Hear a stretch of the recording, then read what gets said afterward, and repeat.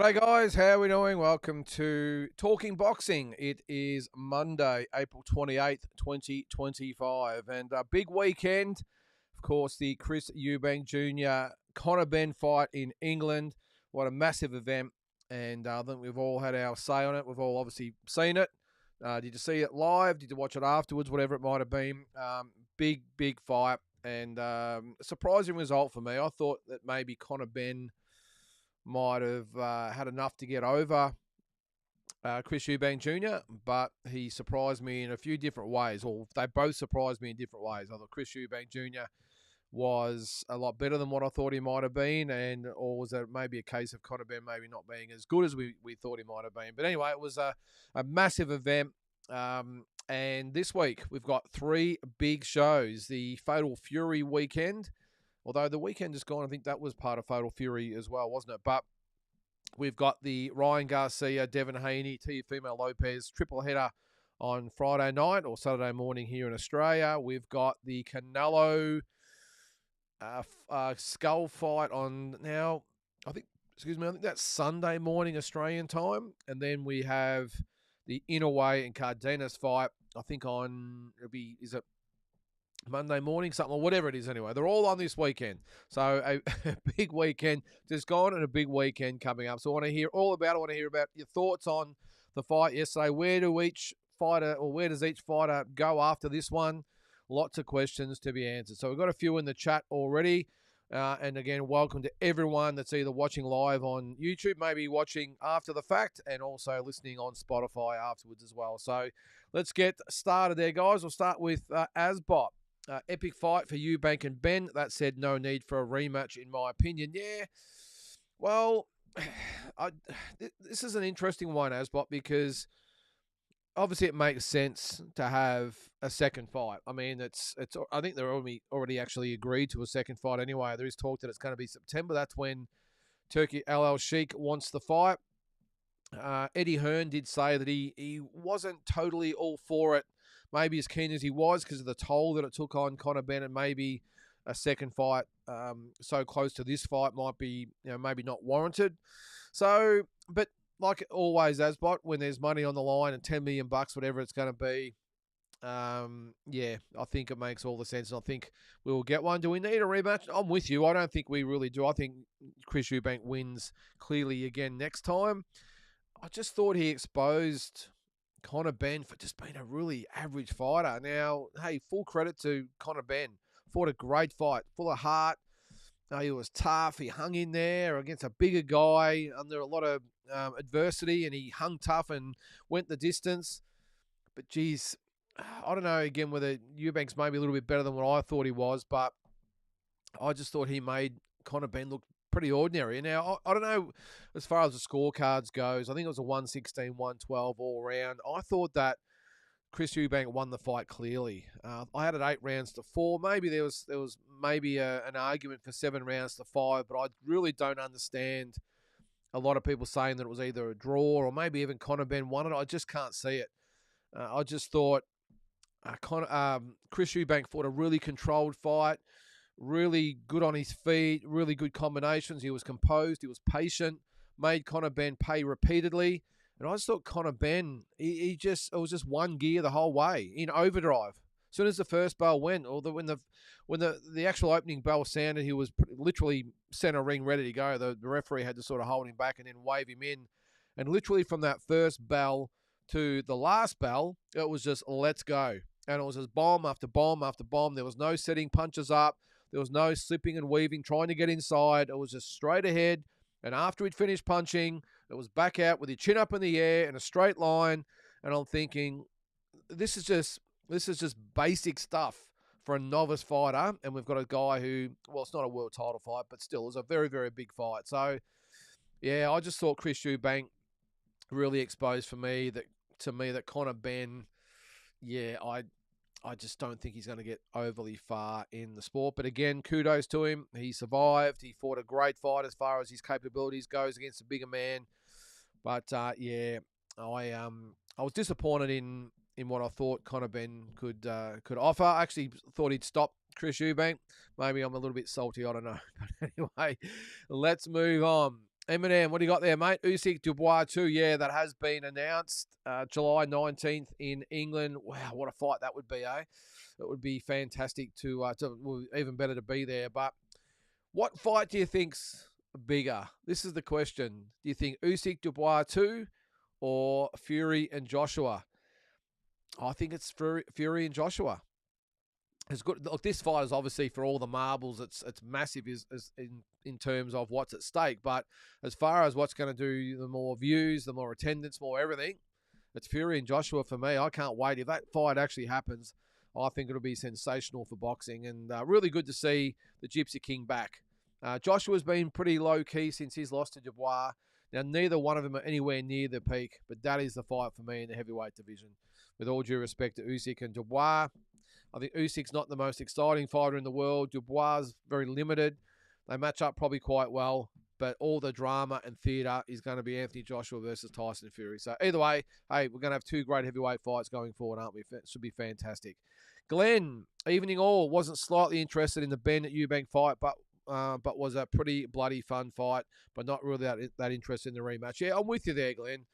I don't see the rematch being any different to the first. If anything, maybe Chris Eubank wins a little easier this time. Now, the questions are for the rematch, if it does happen, are the terms. Now, I would think that they would be the same terms as this one. Now, I think, and it's already been mentioned even in the 24 hours since they fought, I think that Conor Benn will want Chris Eubank to come down even further. Eddie Hearn did mention this. He'd like him to come in at as low as 154. Now, we know that's just not going to happen.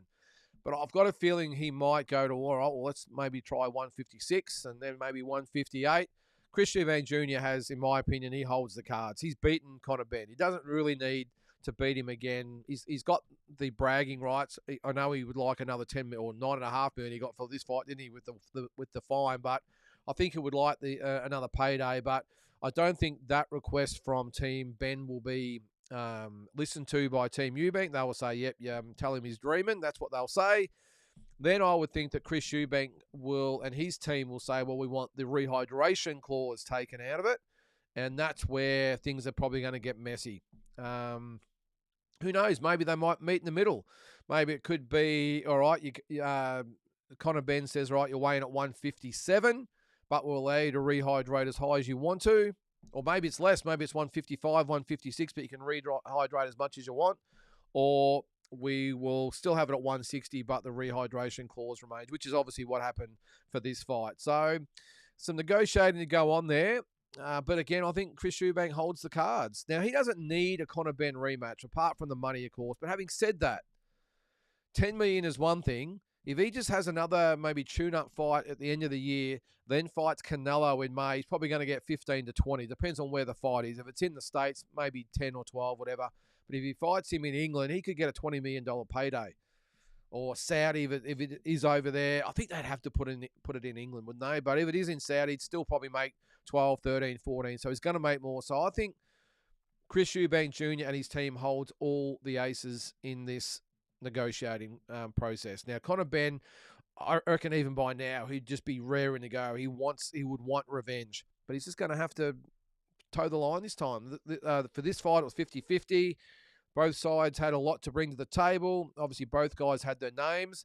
But in the rematch, Chris Eubank doesn't need Conor Benn. In my opinion, Conor Benn probably needs Chris Eubank Jr. Because even though Eddie Hearn said, we're going to go for this title or that title, well, what champion's going to fight him? They're all got other plans at the moment. And he's coming off a loss that we haven't mentioned either. So, yeah, some interesting times coming up. Johnny Ringo.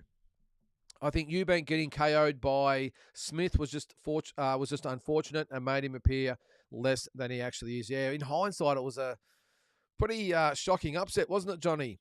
I thought after that loss to Liam Smith, who I thought at that time was probably fading even back then, for him to beat Chris Eubank Jr., I thought, well, this is going to be a guy who is never, ever going to achieve what we thought he might be capable of achieving. He'd had the loss to Billy Joe Saunders, Groves, obviously Smith. Who did he lose? Who else did he lose to? Is that the only fights he's lost? Let's have a quick look. I think they're the only 3 fights he's lost, hasn't he? And our old mate Billy Joe Saunders, geez, he just couldn't help himself by getting involved there. Could he? Did you see the change room footage where he's trying to get in? Now he knew they were never going to let him in, but I just thought it was great that he's a big boy now too, isn't he? And I'm just looking at Eubank's record, by the way. It is 3 losses. So Liam Smith, George Groves in 2018, and that Billy Joe Saunders fight in 2014. Jeez, it was that long ago. Wow. But if you haven't seen it, check it out, because Billy Joe Saunders sort of walks up to the door like, yeah, I'm here to inspect the wraps or make sure what do you say, there's no stacking going on. If you don't know what stacking is, it's how they fold it over and it gets higher and higher. And Connor Benn's team had obviously sent him in there to maybe unsettle Chris Eubank Jr. Well, of course, they just stopped him at the door. But what made me laugh was that the big bouncer at the door, who thought he had some importance in the whole event, has said to Billy Joe Saunders, on your way. And Billy Joe Saunders probably copped it a little bit at the start, but then it was on the lines of, mate, who are you? You're a nobody. And then the bouncer actually said to him, well, no, you're nobody. Wow. I'm surprised it didn't go down right there and then, because there's nothing that someone with the ego of a world champion fighter hates more than that, is to be called a nobody and be disrespected by somebody that is a nobody. But geez, these security guys, I've seen it in the past. They get a little bit taken aback or get ahead of themselves as far as having the shirt with the badge on it, or the writing on it that says security, and they forget who they're actually dealing with. And I think just because they've got a security badge on the shirt, that they can actually handle themselves against a world champion boxer. If that had went down, that guy would have it would have been one. What is it? What does Isaac Harbin say? It would have been a 1-2 Timmy Zoo good night to that security guard. But because I reckon even at about 120 kilos, Billy Joe Saunders can still throw them. So that was pretty funny. But yeah, I'm with you there, Johnny.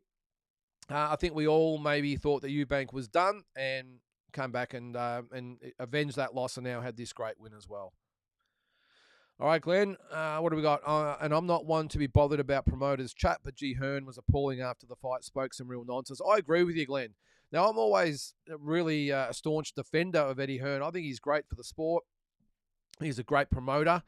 But, gee, some of the drivel that was coming out of his mouth after that fight, he said that Connor Benn, he's a superstar and his stocks have risen so much, and, he's the people's champion. What the hell? The guy is it arguably, or has it been proven, a drug cheat?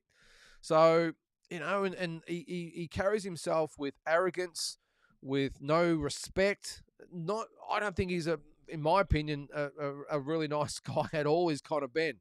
I don't normally get personal with fighters, but I just don't think he's a really nice person. I think he's just a cocky little shit and has got way ahead of himself. But geez, Eddie Hearn, I'm with you there, Glenn. What was coming out of his mouth about, a lot of people thought that he won the fight and he's this and that, and what he's going to do when he goes forward. Yeah, I'm with you there, Glenn. But talk about being salty. Eddie Hearn has got to be the saltiest promoter that I've ever seen as far as his guys losing. He just cannot stand it.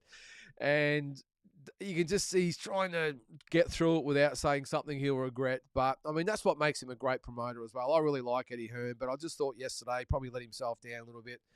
I thought he defended Connor Benn. Hey, by all means, say you're proud of the kid. And, I hope he comes back and hopefully there's some big fights for him. But, yeah, I'm with you there, Glenn. Some of the stuff that came out of his mouth was laughable, wasn't it? All right. Tony, what do you got there, mate? I'd suggest Connor goes down to 147 and Blue Mario and Junior and Senior go play polo, perhaps. Good to see father and son sorted out. Well, that was really good, Tony, wasn't it? So they sorted it out. Obviously, it was scripted. I was on D-Style this morning, and he made a really good point. He said, do you watch a lot of wrestling? And I must admit, I don't. I haven't probably watched it since I've been about 14 or 15 years of age. But he said it was like that, with the storylines and the limo rolls up and you don't know who's inside, and he got out and the crowds of course it was on the big screen. They couldn't just sort of film it or not film it at all and let it play out privately. They had to put it on the big screens, and I think that really added to the moment. But all that aside, I thought it was great that they for now, have buried the hatchet. But yeah, as far as going down to 147, Tony, now the reports are that he doesn't make 147 easily either. So does he sort of maybe look at 154? But I mean, at 147, you've got Boots Ennis, you've got Brian Norman, Mario Barrios, not so much, but you might have Devin Haney, Ryan Garcia, and even Teofimo Lopez, maybe all going up to 147. So some really good fights there for him. Or do you go to, and I don't think he wins any of those fights, or do you go to 154, where you've got the likes of, well, let's have a look. I've got the ratings up at the moment. I probably don't even need the rankings here, but you've got Murder Zaliov and obviously Ortiz and Fundora and Boachok and Zoo and these types of guys. I mean, there's some real killers. Even Lubin and Zayos and Jesus Ramos Jr. I mean, the list goes on and on and on, and he doesn't beat any of those guys. So I don't know where this magical world title fight's going to come from. But Tony, what do you think? Is he stay at 147? Is there easier fights there? Or does he go to 154? Because I don't think he beats any of the top half a dozen fighters in either of those divisions. So it's one thing to put on that great fight yesterday and have a great performance, but then it's another thing to then back up with something after that, which is probably why, again, he needs Chris Eubank Jr. a hell of a lot more than Chris Eubank Jr. needs him. G'day, Carl. How you going there, mate? Geez, the Pom showed the world how to put an event on. What a cracker. I seen it 8-4 Eubank. Yeah, me too, Carl.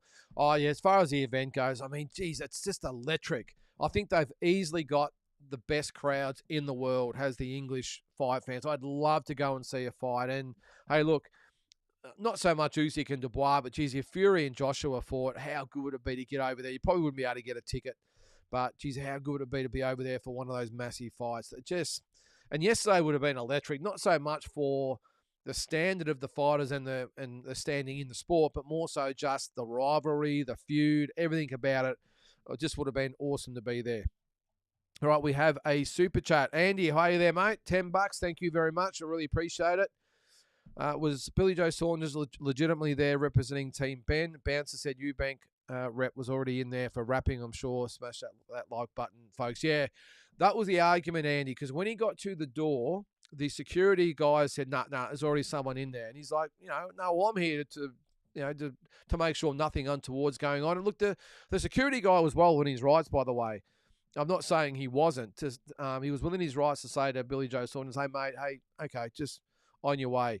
Probably wasn't within his rights to say that Billy Joe Saunders was a nobody. I mean, we're talking about a former world champion who could have dropped him with one punch. But, yeah, apparently there was someone on the inside. Look, they did it as a stunt, and there's no doubt about it. They did it to unsettle Chris Eubank Jr. Now, he obviously knew what was going on.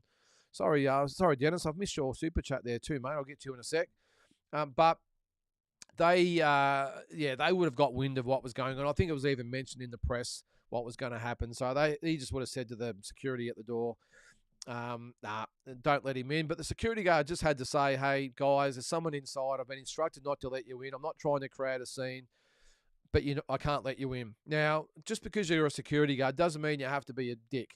Okay, and the security guard was being a dick. I know Billy Joe Saunders was trying to play it up and he was trying to create a bit of a stir. I get that.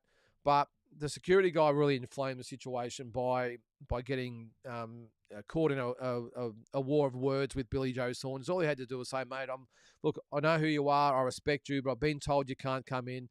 Please respect my job. I'm doing my job. And I'm sure it would have diffused it. But you could tell that Billy Joe Saunders was looking for some sort of action, and the security guard just made it easy for him, didn't he? So, Dennis Green, how are you there, mate? $5. Thank you very much, mate. I really appreciate that.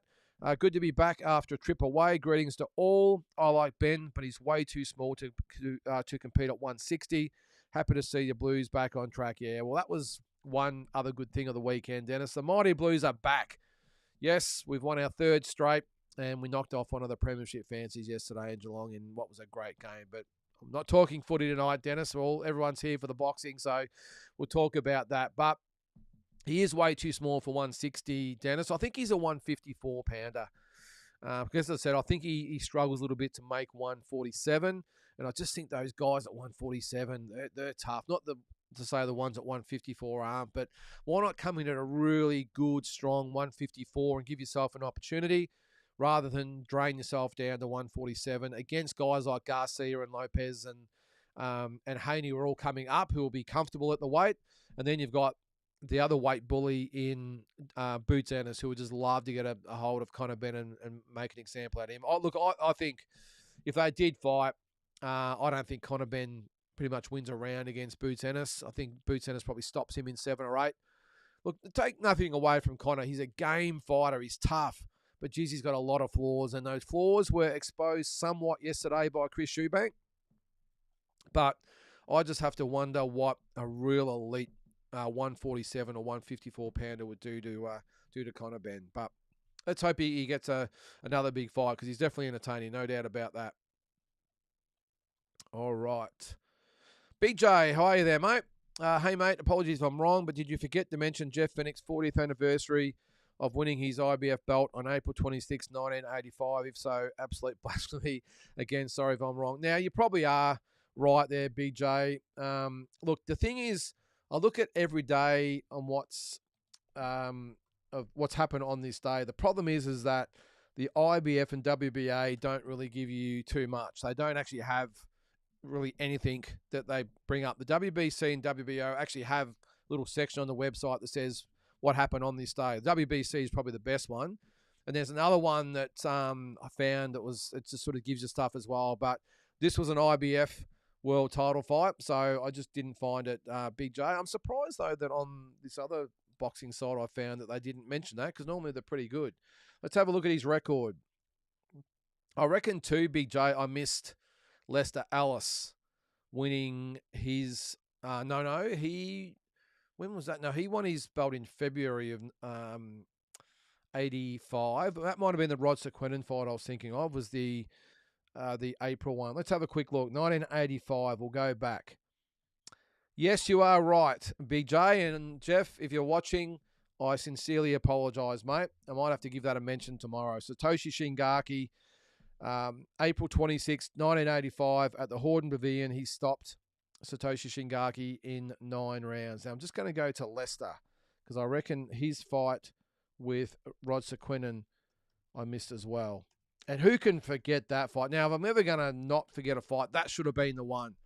That is one of the most brutal fights I've ever seen. If you haven't seen Lester Ellis versus Rod Sequenin, after this is over, yes, after, not during, go to YouTube and watch Lester Ellis versus Rod Sequenin. As I said, it's one of the most brutal fights I've ever seen in 40-odd years of watching boxing. All right, 1985... Rod Sequenin, it was the same night. That's right, because I had one fight on straight after the other. They had Jeff Fennick first, and then they must have replayed the Lester Ellis fight after. I thought they were live, of course. This is the days before social media, so you couldn't really get any results, and there's no online newspapers and this sort of stuff. So I watched the Lester Ellis Rod Sequenin fight after seeing Jeff Fennick fight Satoshi Shingaki. And who can you get your head around that? Even back then, they had 2 Aussies fighting for world titles on the same night in different cities. Now, that is just bizarre to think about. That Bill Morty said, well, we're going on, I don't know who was first, but Bill Morty said we're going to go April 26th with Jeff Fennick versus Satoshi Shingaki. And then I think it was Cos Cedar was the promoter of Lester Ellis in Melbourne saying, well, we've got that date. We're going to go on the same night. Imagine that. And we had the Jeff Fennick fight was on Channel 9. The Lester Ellis fight was on Channel 7. Still remember it was like it was yesterday. So, yes, that was April 26th. So, and if you can remember it, Lester came back from a really torrid second round. He was gone. Only the bell saved him, and he survived the round and came back and stopped Rod Sequenin in the 13th round in that fight. Now, just in that year, he fought One Kill You in February. 2 months later, he fought Rod Sequenin. 3 months later, he fought Barry Michael, and that's when he lost his belt. Then he fought 3 more times in 1985. He fought in November. And then, if you can believe this, twice in December. Twice in 2 weeks. He beat Marvin Garris on December the 2nd. And then 2 weeks later fought John Sachula, who had a controversial win before that and was stopped in 4 rounds. That was December 16th. So can you believe that? So in that year, he had 6 fights, including 3 in 6 weeks. Amazing. That was Lester Ellis. different back then, guys. I'm telling you. All right, so yeah, Big J, apologies again, mate. I got that wrong. I'll have to mention it. All right, Naz, the Poms can really put on a great show. Great fans too. Imagine how crazy Fury and Joshua would be. Yeah, it'd be amazing, mate. And that's on my bucket list. I want to get over to England and see a big fight over there. It'd be fantastic. Glenn, Benn's best option for me is back to 147. Hope Boots moves to 154, and he might get a belt in a weak division. He gets killed at 154. Now, is he ranked at 147? I don't think he is. Let's have a quick look. So he's not ranked in the IBF. This is Conor Benn I'm talking about. Yes, he is. Sorry. He's ranked number 5 by the WBA. He's ranked 3 with the WBC and not ranked by the WBO.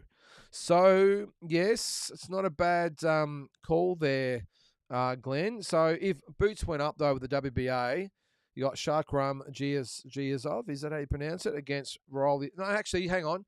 Rolly Romero is fighting Ryan Garcia this weekend for the interim belt. So if Boots Ennis goes up, well, they'll probably be elevated or have to fight. Who's the number 4? Jin Sasaki. So that's with the WBA. You've got the number 1 ranked guy who's not getting a crack at the interim title. How does that work? You got Romero, who's 2, and Garcia, who are 3. Neither one of them have ever fought at 147, by the way. So both of those guys are now ranked 2 and 3 by the WBA, and they're going to fight for the vacant interim title this weekend. So, so if Boots moves up, you would assume that they go to full champion or whatever. But Conor Benn is 3 with the WBC. That's probably his best bet. I'll tell you what would be a good fight. If Haney wins this weekend, I know he's scheduled to fight Garcia. Let's say something happens with that and maybe Garcia maybe fights Boots Ennis, who knows? Or whatever, or Haney then beats Barrios. How good would Conor Benn and Devin Haney be as a fight? Benn and Ryan Garcia would be even better. Some good fights here for him. I don't think he wins any of them, but they'd be pretty entertaining.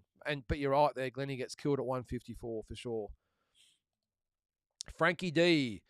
I too was stoked to see Eubank get the win. That Benn seems like a tool. In saying that, pre-fight, I thought similar about both. Yeah, look, apart from the egg incident, Frankie, which I thought was pretty childish by Eubank, but it did get a lot of eyeballs on the event, didn't it? Hit all the major news sites and got a lot of people talking about it. I must admit it got my attention because up until then, I really didn't give 2 tosses about the fight. But when that happened, I thought, wow, it's all the reaction of it all. I thought, wow, this is going to be a good one. I've always thought that they've both been tools, if I'm being honest, Frankie. But I think apart from the egg incident, like I said, I thought Eubank was actually okay. I thought he seemed to me like a real man on a mission. Even at the weigh-in, you could see he was really drained. He was really hurting, but he stood there. He was stoic. He looked at Benn, and that look in his eye was still like, "Hey, I might be hurting now, but I'm gonna get to you tomorrow night." I actually thought he handled himself pretty well. I thought he spoke after the fight really well. Conor Benn did as well, by the way, at the press conference. I was pleasantly surprised, by the way, that he actually handled it pretty well at the press conference because I was expecting him to say he was robbed and this and that, but I thought he actually handled himself okay. Carl, Parker, Usyk better fight. Yeah, well, I didn't mention that, did I? Joseph Parker and Alexander Usyk. Well, I think Parker and Usyk's... I don't know. Look, I think Joseph Parker deserves the fight more than anyone, but I've got a feeling Dubois might be the better fight, Carl. I think even though Parker deserves the fight, I think Usyk wins that fight quite comfortably, where I've got a feeling Dubois, I know he was unlucky in the first fight, I've got a feeling he's going to give Usyk some problems in this fight. I still think Usyk wins, but I think he might just have a few things up his sleeve, I reckon, Daniel Dubois. And as has been shown, he can punch. He's already had Usyk down, obviously knocked Joshua out. So I think it's going to be a good one. Excuse me. But you are right there, Carl. Parker does deserve the fight, and arguably it could be the better fight. Asbot, Fury, Joshua is the people's choice. I'm with you there, Asbot.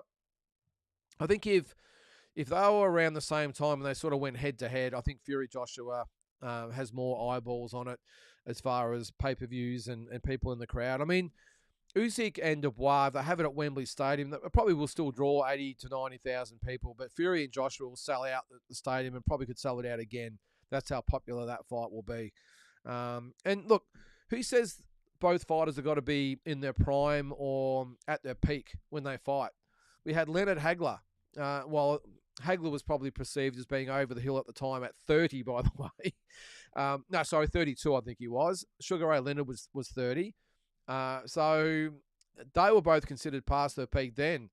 And look at the interest in that fight. Mayweather-Pacquiao's probably another one. Hearns and Leonard was another one. I mean, so many fights. There's nothing in the rule book that says they've got to fight at their peak, and I don't think it matters when Fury and Joshua fights. Just like with Mayweather and Pacquiao, I think it'll be the hottest ticket in town, or no, for the year. Probably the biggest fight of the year will be Fury and Joshua if it actually happens.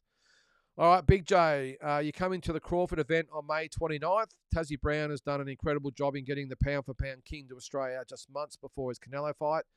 Can't wait. Could you lend me $500? Yeah, well, look, he's done a fantastic job, Big J. I spoke to him on the phone last week, I think it was.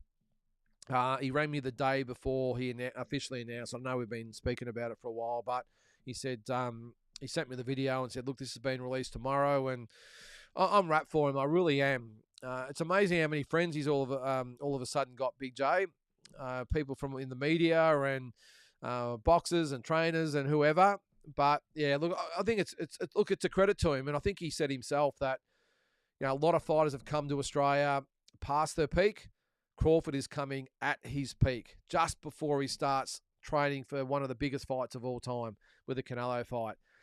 Will I go down there? Probably not, Big J. The corporate sort of scene's not really my thing, so maybe not. But I did see that I think initially he was going to sell just the table, so he had to buy a whole table of 10, which cost $5,000, so $500 a seat. Now I know looking at it on paper, you probably think, geez, wow, $500. But when you look at a 3-course meal, a drinks package, up close and personal with Terence Crawford, there's only 30 tables in the whole room being sold. You're going to get an up close view of him, a photo, get the opportunity to ask questions. I think it's going to be fantastic. I don't think $500 is too much to pay. But what it looks like he's done now is actually have tickets available, so you don't have to buy a whole table. You can buy 2, 4, 6, whatever you want, and he'll put you on different tables. So get in officially on sale now. So go to trybooking.com, I think it is, and buy your tickets for Terence Crawford. Should be an awesome event. I think the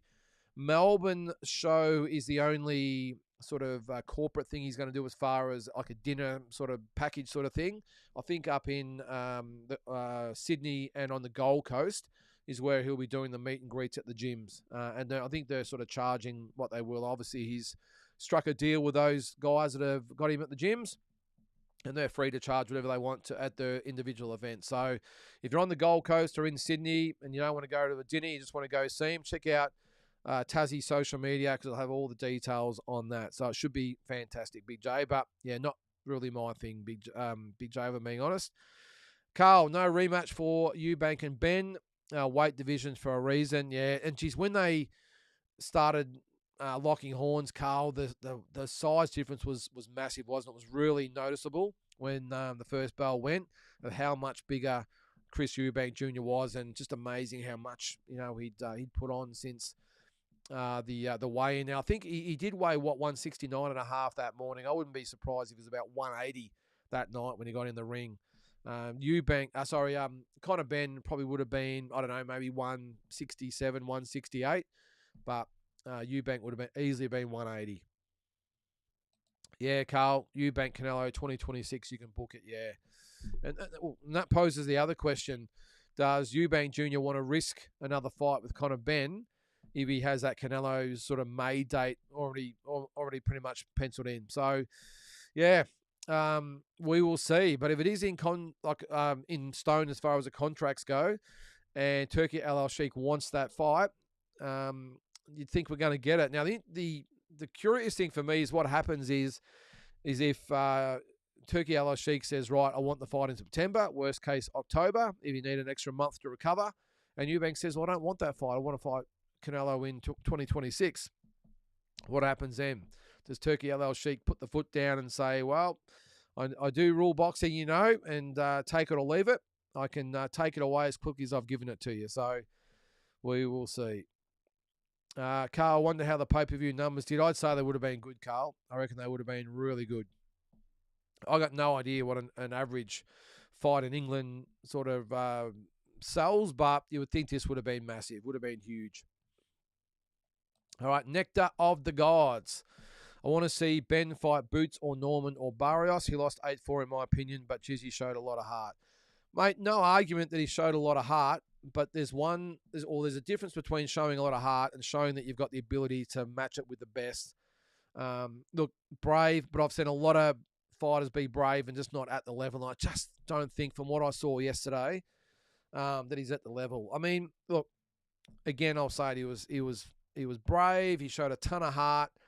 But end of the day, just these basic fundamentals against someone in Eubank who I think's pretty limited as well, and the amount of punches he was taking from him and those basic flaws that he had, like I said before, with pulling out with your chin up in the air and going back in a straight line, and he didn't set anything up with a jab or any head movement. It was just straight ahead and we'll throw bombs. That's not going to work. Imagine him with a sharpshooter like Boots or Norman. They would absolutely slice him to pieces. But then again, if he wants the fight, this is what they're in it for. They're in it to test themselves and put themselves in against the best. Maybe that's what he wants.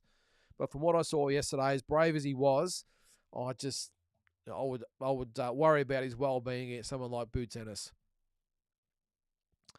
Yeah, Carl, I saw this one. Yeah, Aaron McKenna put Liam Smith into retirement. He did, didn't he? Did a number on him. I didn't watch the fight live. I just saw the highlights later after that, Carl. But pretty impressive kid. I'd seen a little bit of him in the lead up to the fight. I sort of YouTubed him a little bit in preparation for his fight with Liam Smith, and he's sharp, obviously tall. He can punch, and you got to wonder where Liam Smith goes from now, don't you? I think, like you said there, he's probably in retirement and had a great career, but looks over for Liam Smith. Naz. Great interview with Desley Robinson on D-Styles today. Hopefully a big promoter gets behind her. Yeah, if you didn't see that, guys, I was on D-Styles channel this morning, and we went for, I thought that we were actually almost finished, to be honest, and it got to, what was it? We started at 10. It got to about 10 to 11. I thought we were about to wrap up, and D-Styles said, hey, we've got a special guest, and Desley Robinson came on, and she was just fantastic. She really was. Real character. Just a fighter's fighter. She really was. She spoke so well, and I really like her style. So confident within herself, so dedicated to what she does. And I'm with you there, Naz. Let's hope a big promoter gets behind her. I'm still staggered why a No Limit or even a Tasman or someone won't get behind Desley Robinson, because she's got all the things that make her appealing to the Aussie public. If you've ever seen a real Aussie battler, it's Desley Robinson. So to hear her story about when she moved to Queensland, she had nothing. She had no furniture. She could barely put food on the table with 3 kids. A great story, and I hope she gets those big fights she's chasing. And like you said there, a big promoter gets behind her and gives her a few big paychecks there, Naz. It'd be fantastic. Kane. Billy Joe has been in a good paddock. Yeah, geez, he looked big, didn't he, Kane?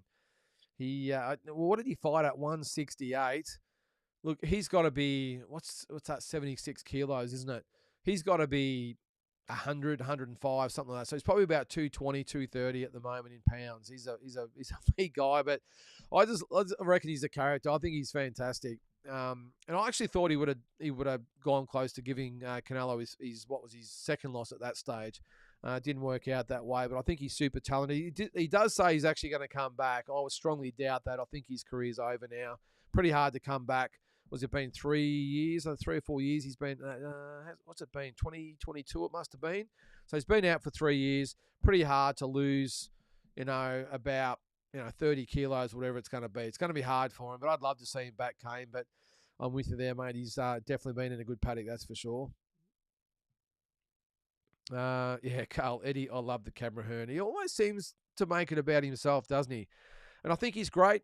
Eddie, again, I love everything about him, what he brings to the sport and what he's doing for boxing at the moment. But when the press conference starts, now he conducts the press conference. Now, I don't think I've ever seen that before as far as a promoter goes, where he actually conducts the press conference. Now, it's a good way to control the questions that are being asked, but he gathers all the media there.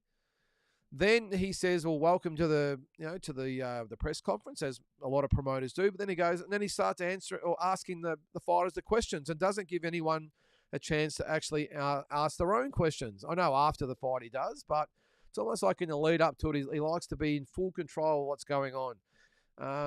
But he does. I think he does like the look of himself in the cameras there. Carl, I'm with you there. What's that? What's another one? Eddie, you don't need a long neck to be a goose herd. It's another way to put it there, Carl. All right, Tony. Dave Russell was our local doorman slash bouncer, and he would kill patrons with kindness. He actually drove home drunks in his own car. Top operator. Well, that's the thing, Tony. As I said before, where's it say in the rule book that you got to be a prick and you got to stand there with the arms crossed and be an idiot about it? The best bouncers, and as you say there, are the ones that are kind to you and say, hey, mate, relax. It's all good. Now, mate, if you're going to play up, I'm going to have to ask you to leave. Now, I don't want to do that, but if you do, I'm going to have to escort you out. And that's the way a good security person operates. Not, hey, mate, you stuff up and I'm going to bounce you out in your head. We don't need that. We've gone past that. And Dave Russell, he probably had the luxury of being able to do that, Tony. If you don't know who Dave Russell was, by the way, he's former Australian heavyweight champion. Very, very imposing guy. Big heavyweight or cruiserweight he might have been. Bald.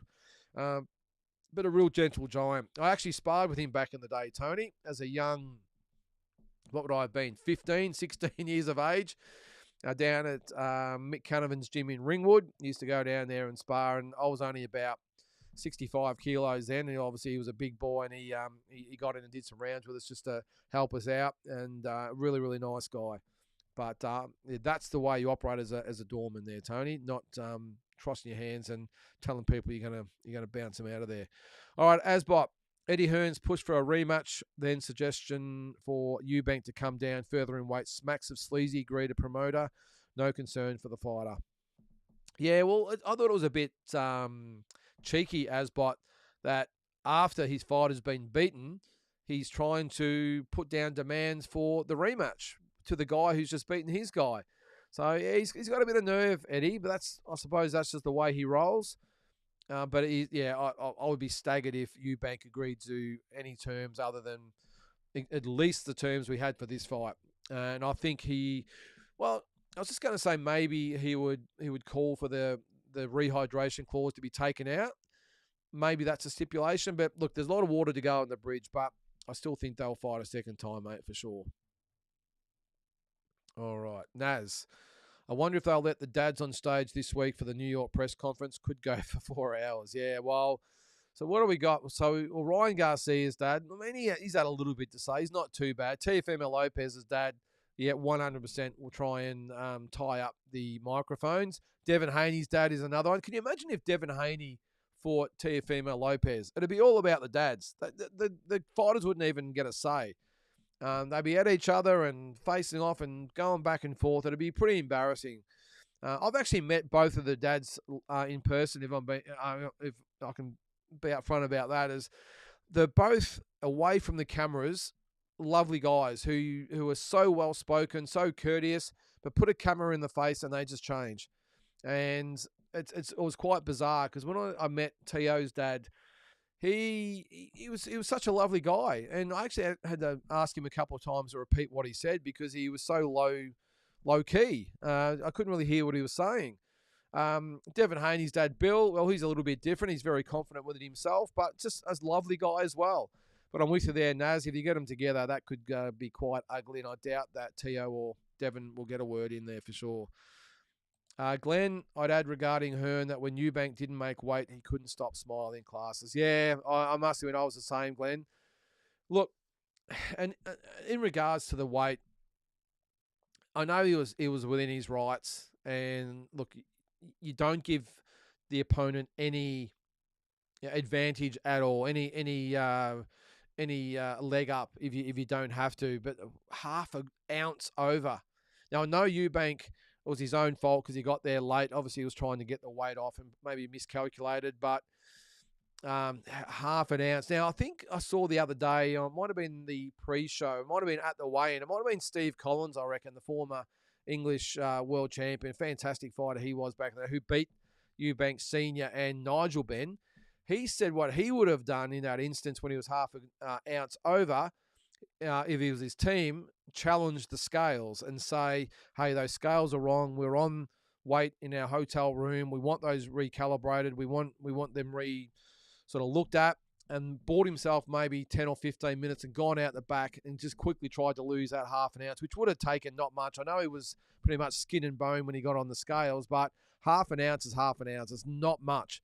So maybe if he'd come out of the sauna or the steam room, whatever it was, his body still would have been sweating up to that point.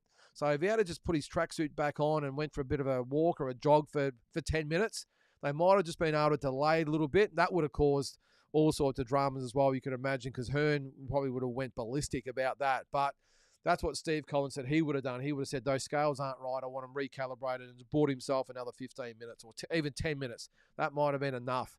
But I'm with you there, Glenn. Yeah, Hearn, he couldn't help himself but smile. But he does let himself down sometimes, doesn't he, old Eddie? There's the pound for pound king. I'm going really well, mate. How about yourself? Eminem, Garcia versus Rowley for WBA 147-pound title. Yeah, can't believe that. Never fought at 147, either of them. Neither one of them are ranked, and they get the fight for the interim title. Or is it? It's not the interim title either, is it? It's the regular title. And Boots Ennis is now the super champion. I don't get all these supers and regulars and interims and all this bullshit. I don't understand it. But either way, these two should not be fighting for the WBA 147-pound title. All right, Carl, 154 is way too scary for Boots Ennis. He's eating cabbage soup for the next 2 years. He should go up, Carl. You reckon? So what are you saying? It's too scary for Boots Ennis? I think at a really strong, solid, healthy 154, he's going to give all those guys at 154 all they can handle, Carl. I reckon even at 154, I would say that Boots beats pretty much nearly everyone at the weight. I think Virgil Ortiz would give him some issues. I think Fundora would give everyone issues, although I still think Boots Ennis wins that. I think Ramos Jr. would give Boots Ennis a good fight. Murtazaliev. Tim Tszyu, I still think would give Boots a good fight. But yeah, no, I'm not sure I agree with it. It's scary. 154 is scary for Boots because I think he's just got that natural talent. He could go all the way to 160 and beat pretty much 90% of the guys in the division. Yeah, Carl, 90,000 in Wembley. Crazy. All good, Andy. Great to have you along, mate. Hope all's well with the family, mate. Yeah. Glenn, I think Boots will go fine at 154. He seems to rise to challenges. Yeah, he seems to fight to the level of his opponent, Glenn. We saw him struggle against, what was his name? I shouldn't even try and pronounce his name because I'll get it wrong. Where was he from? Was he Russian or Polish or something? Hang on, I'll look it up. I'm going to try and pronounce his name. Karen Chakadjian, I think that was his name. I did watch the fight, but I was trying to listen to the commentators, and I still couldn't get it right. But he struggled against him, but then looked absolutely fantastic against Stanionis. So I've got a feeling Boots Ennis is one of those guys that fights to the level of his opponents. A little bit maybe like a Terence Crawford even. Terence Crawford has struggled a couple of times, and then he put him in with an Errol Spence, and it absolutely took him apart. So I think Boots is in the same sort of category as that. What's that, Carl? What challenge, Glenn? Stanionis took him 34 fights to have a chop at a champion. I'm not sure. What's that? I'm not that sure on Boots at 154. He'll need 3 to 4 acclimatation fights. Is that the word? To acclimatise himself, we'll say, at 154. I'm not so sure about that, Carl. I think he's a good enough fighter that he could put the weight on, no drama. Look, he probably walks around at, what does he fight at 147? He probably walks around at 175. So really getting down to, to 154, it's probably not going to be that much different to him. I think he'd carry the weight okay. I think he'd be good at the weight. Now, the other thing is, if you make 147, no matter how hard you make it, well, maybe just stay there and clean out the division. If there was no possibility of or we've just thrown Conor Benn in there as well, but if there was no Garcia or Haney or Lopez or Norman at 147, not so much even Norman, I don't think he brings much to the table except his belt.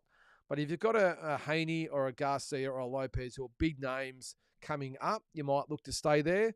But if they don't show any indication they want to fight Boots Ennis at 147, I'd go to 154 straight away. I wouldn't even bother. He's got the 2 belts now, or 3 belts, whatever it is, 2 belts. 3 belts. No, 2, sorry, because Norman and Barrios have got the others. So I'll just move up. If I'd probably make one offer to Norman and maybe one for Barrios, although Barrios seems intent on fighting Manny Pacquiao, which just blows me away that Manny Pacquiao could even be considered for a world title fight after not fighting for 3 years, and at 46 years of age struggled in that last exhibition fight. But I'd say to him, mate, I'd give him one opportunity. They don't want to fight, just move up. Be done with it. Don't kill yourself to make 147 if you just don't have to. If the fights aren't there. A little bit different, with someone like a Spence who had Crawford. Crawford obviously had Spence. That's different. You stay there and you make weight because it's a big fight. If there's no big fights here, well, why stay there and kill yourself to make the weight? Doesn't make sense for me. All right, Glenn. Sure. This is about the challenges. I'd include I'm assuming that's Stanionis there. Not Boots' fault. He wasn't up to it. He's big, skillful, has a great chin, and I think a solid IQ to go with it. Nectar of the Gods. I just don't understand all this Boots hype. I just don't see it at the moment. Stanionis is best name he beat and was out for over 12 months. Yeah, look, there's a couple of ways to look at it, Nectar. I would think that you're right. Stanionis is probably the biggest name he's fought. Actually, I'll have a quick look. Yeah, you're probably right there. He hasn't really fought anyone, has he? But I think in Boots' situation, you got to look at him as far as just his ability goes. He's a very, very talented fighter. And I know Stanionis is probably the best name he's beaten, but he did it in style and absolutely obliterated Stanionis. And yes, his resume is not overly great, but I think with Boots, he is a great talent. And I just think at 154 or 147, wherever he goes to, I think he's going to be a very, very good fighter. And I think he wins world title belts in multiple divisions.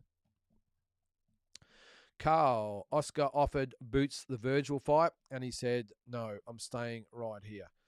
Well, that's what Oscar's going to say, Carl. Of course, Oscar's going to say that about his fighter. I would just think that I've got a feeling that Boots would have looked at that, or his team would have looked at that and said, well, Virgil's got no world title. No, he's got the interim WBC title. But I got a feeling Boots and his team would have looked at that fight and went, yeah, you know what? Maybe down the track it's going to make a lot of sense, and we want that fight. But right here and now, it doesn't make a lot of sense. Boots was looking at the unification fights.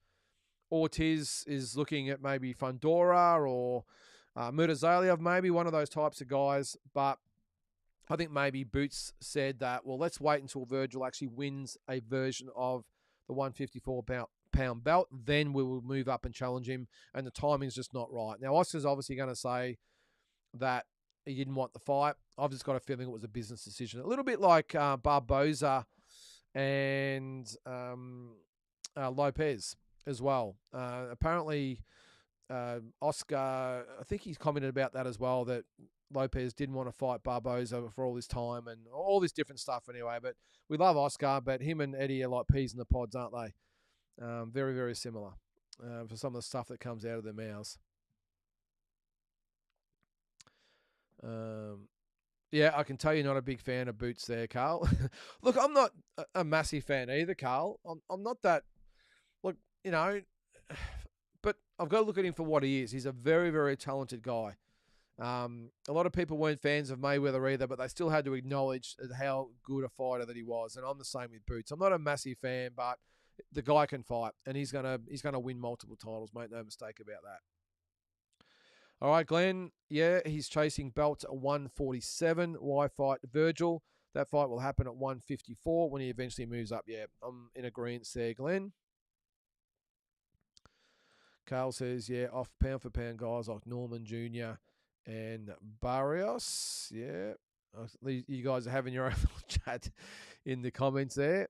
What's that, Glenn? Fair enough. I'm hot and cold with Boots, but I do know a genuine talent when I see one, and he's fun to watch. I'm with you there, Glenn. Look, so I feel exactly the way as what you've just stated there, that he's a genuine talent, a super talent actually. Doesn't mean we've got to like him as a person or what he stands for or whatever else. But you've got to acknowledge a really good fighter when you see it, and Boots Ennis is a very, very good fighter. What do we got there? Combat Oz. Eubank Jr. versus Benn looked a perfect example of why weight classes exist. Also, the excess weight cutting is dangerous, not just at weigh-in, but inside the ring. Well, Eubank sort of challenged that yesterday, didn't he, Combat, when he actually looked really, really good as far as his health goes. He didn't look frail. He didn't look weak. I think the fact that even though Benn was making him work, he was still able to sort of pick his shots and do what he wanted to do. So that would have made him, and Benn was coming to him all the time. So it would have made his job a lot easier than trying to chase someone. But I'm with you there, mate. That's why weight classes do exist. But they are professional sports people, I suppose. And I have seen it mentioned that they were trying to stop fighters going up more than one division. So in this case, they wouldn't have let Conor Benn go up 2 divisions to fight Benn. They would have had to have fought at 154. But look, these are professional guys. They sign contracts. They can pretty much do what they want. And if the smaller guy wants to sign the contract to go up in weight, and the bigger guy wants to sign the contract to lose X amount of weight, well, who are we to say they can't do it? The big guys, as far as being adults, I'm talking about. But I'm with you there as far as the weight cutting. It is dangerous, and to see what they go through. We all saw that video of Chris Eubank Jr. the other day when he was trying to make weight. The only thing I'll say about that, though, is that is just a common thing when people make weight, and you see the UFC fighters do it a lot. I think a lot of people are horrified to think that someone like Eubank would actually go through that, but I'm telling you, I've probably seen fighters do worse than that to make weight. It's just part and parcel of it. The only thing I'll say, Combat, in this instance is that he's got, what was it? So I think he weighed in at 8 or 9 in the morning for the official weigh-in. The ceremonial weigh-in was obviously later. So if he weighed in at 8 o'clock in the morning, or even if it was 9 o'clock, now he probably wouldn't have fought until, 9 o'clock the following night. That's 36 hours. So I'm sure he would have been fine. I know it can't be good for your health going forward as far as, maybe your lungs and heart and the stress and trauma that you put them through. But I think in the ring, mate, I don't think it would have taken that much out of him. I think I said on one of my walking boxing videos this week that it being in the amateurs for so long, I saw fighters do weight just like Chris Eubank Jr. did the other day and have to weigh in and fight that night. Sometimes even during the day, they literally have 3 hours or 4 hours to go and get themselves ready to fight that day after, really killing themselves to make weight. But when you've got 36 hours, you'd be really surprised at how quick you can become healthy again, Combat. And I've told this story before. I remember not just my own experience, but I remember Andrew Maloney, one of the Maloney twins. We went down to see him fight, or both of them fight one night, and both boys always do the weight pretty hard. But Andrew weighed in, and we went out to dinner with him after the weigh-in, and he sat directly across from me, did Andrew, and I literally saw him come back to life. When he first sat on the other side of the table, his eyes were sunken in, he had black rings around his eyes, cheeks sort of protruding, and not looking in a great way.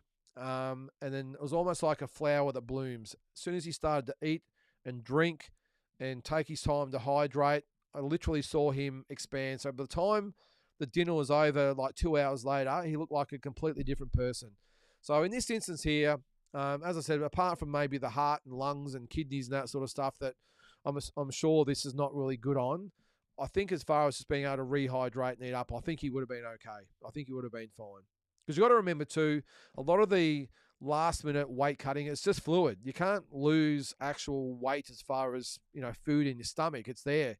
So that's why a lot of people say that if you're going to make weight or you've got to weigh in and you're only, it might be the day of the weigh-in, you're better off eating a Mars bar than you are an apple. Because a Mars bar only weighs, 30 or 40 grams, and an apple might weigh 80 grams. So that's the way it goes. But, yeah, I think he would have been okay. I'm not sure about the long-term effects as far as his organs go, but as far as being in the ring healthy, I think he would have been fine. And the way he fought probably showed that as well.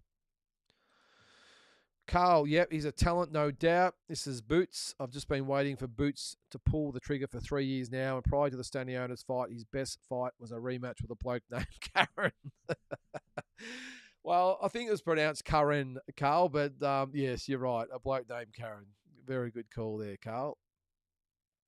Pound for pound, isn't Teo meant to fight Boots if he beats Barboza? That's the word pound for pound. But I mean, I think there's a lot of different fights that could be made for him. I think I've just got a feeling that he'll fight the winner of Hitchens and Kambosos. That's the one I reckon he fights next.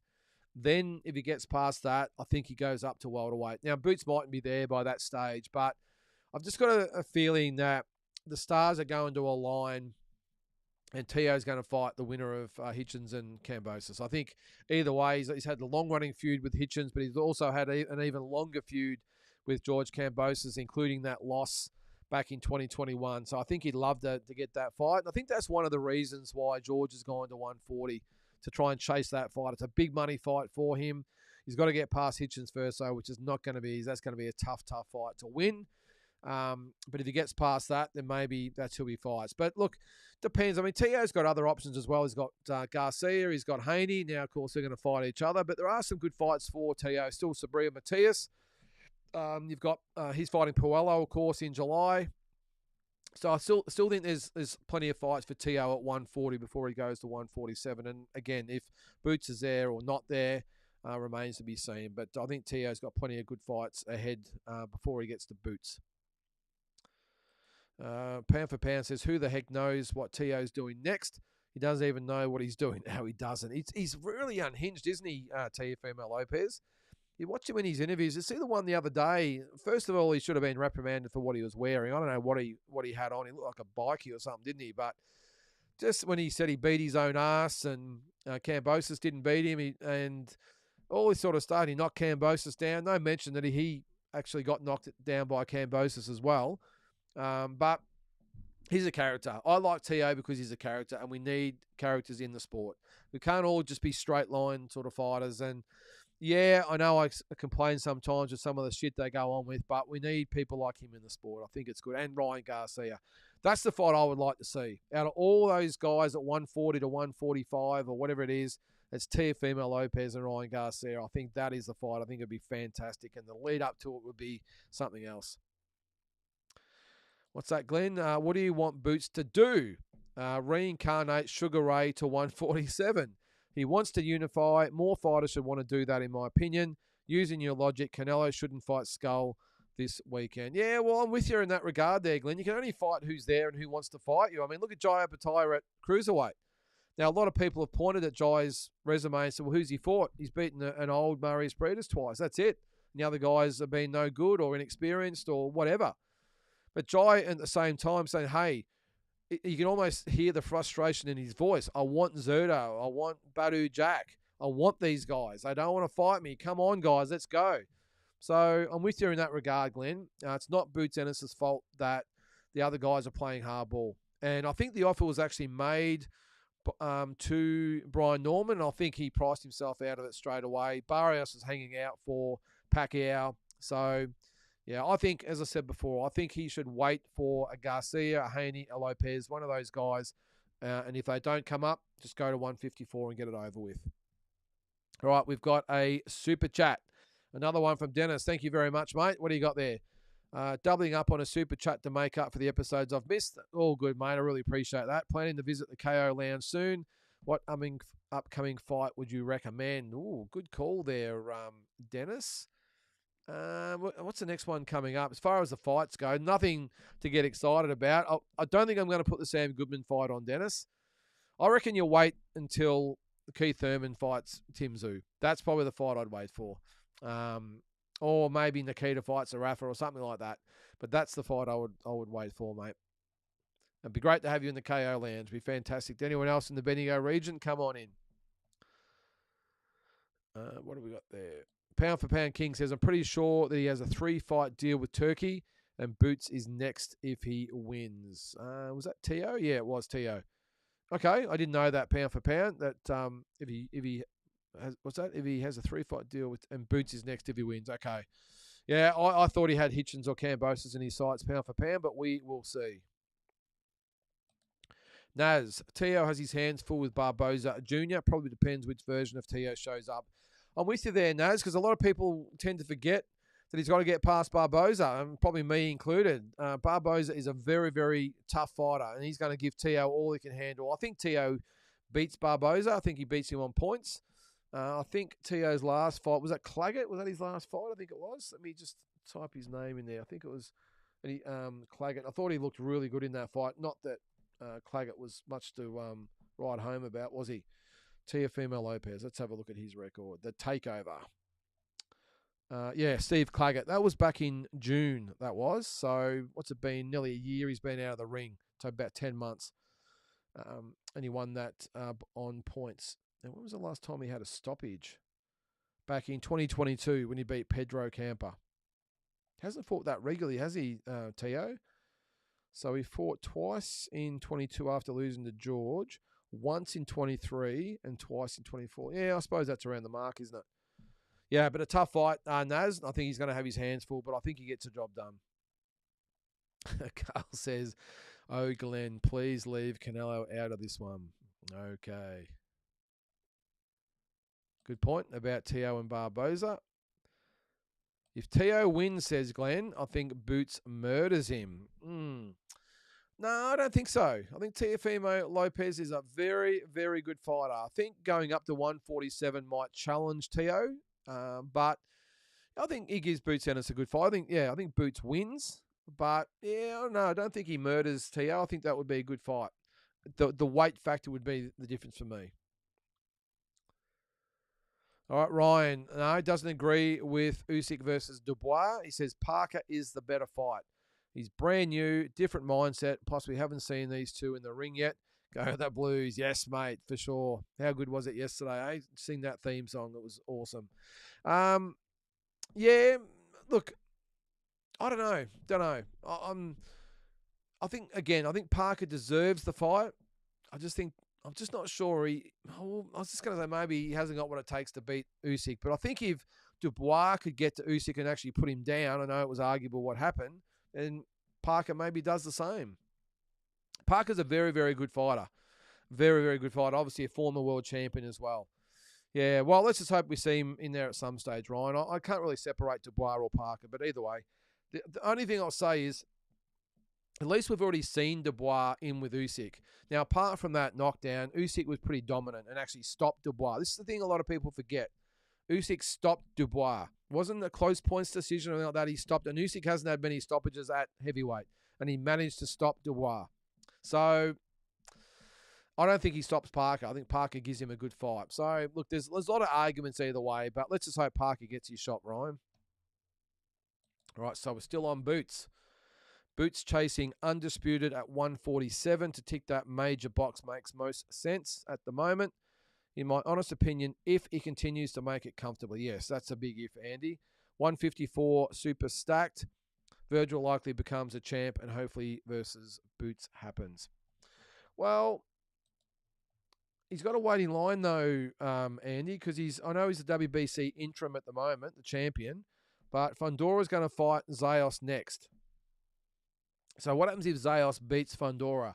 Does he get a voluntary after that? I think your first one is, or is it a mandatory straight up? I'm not sure.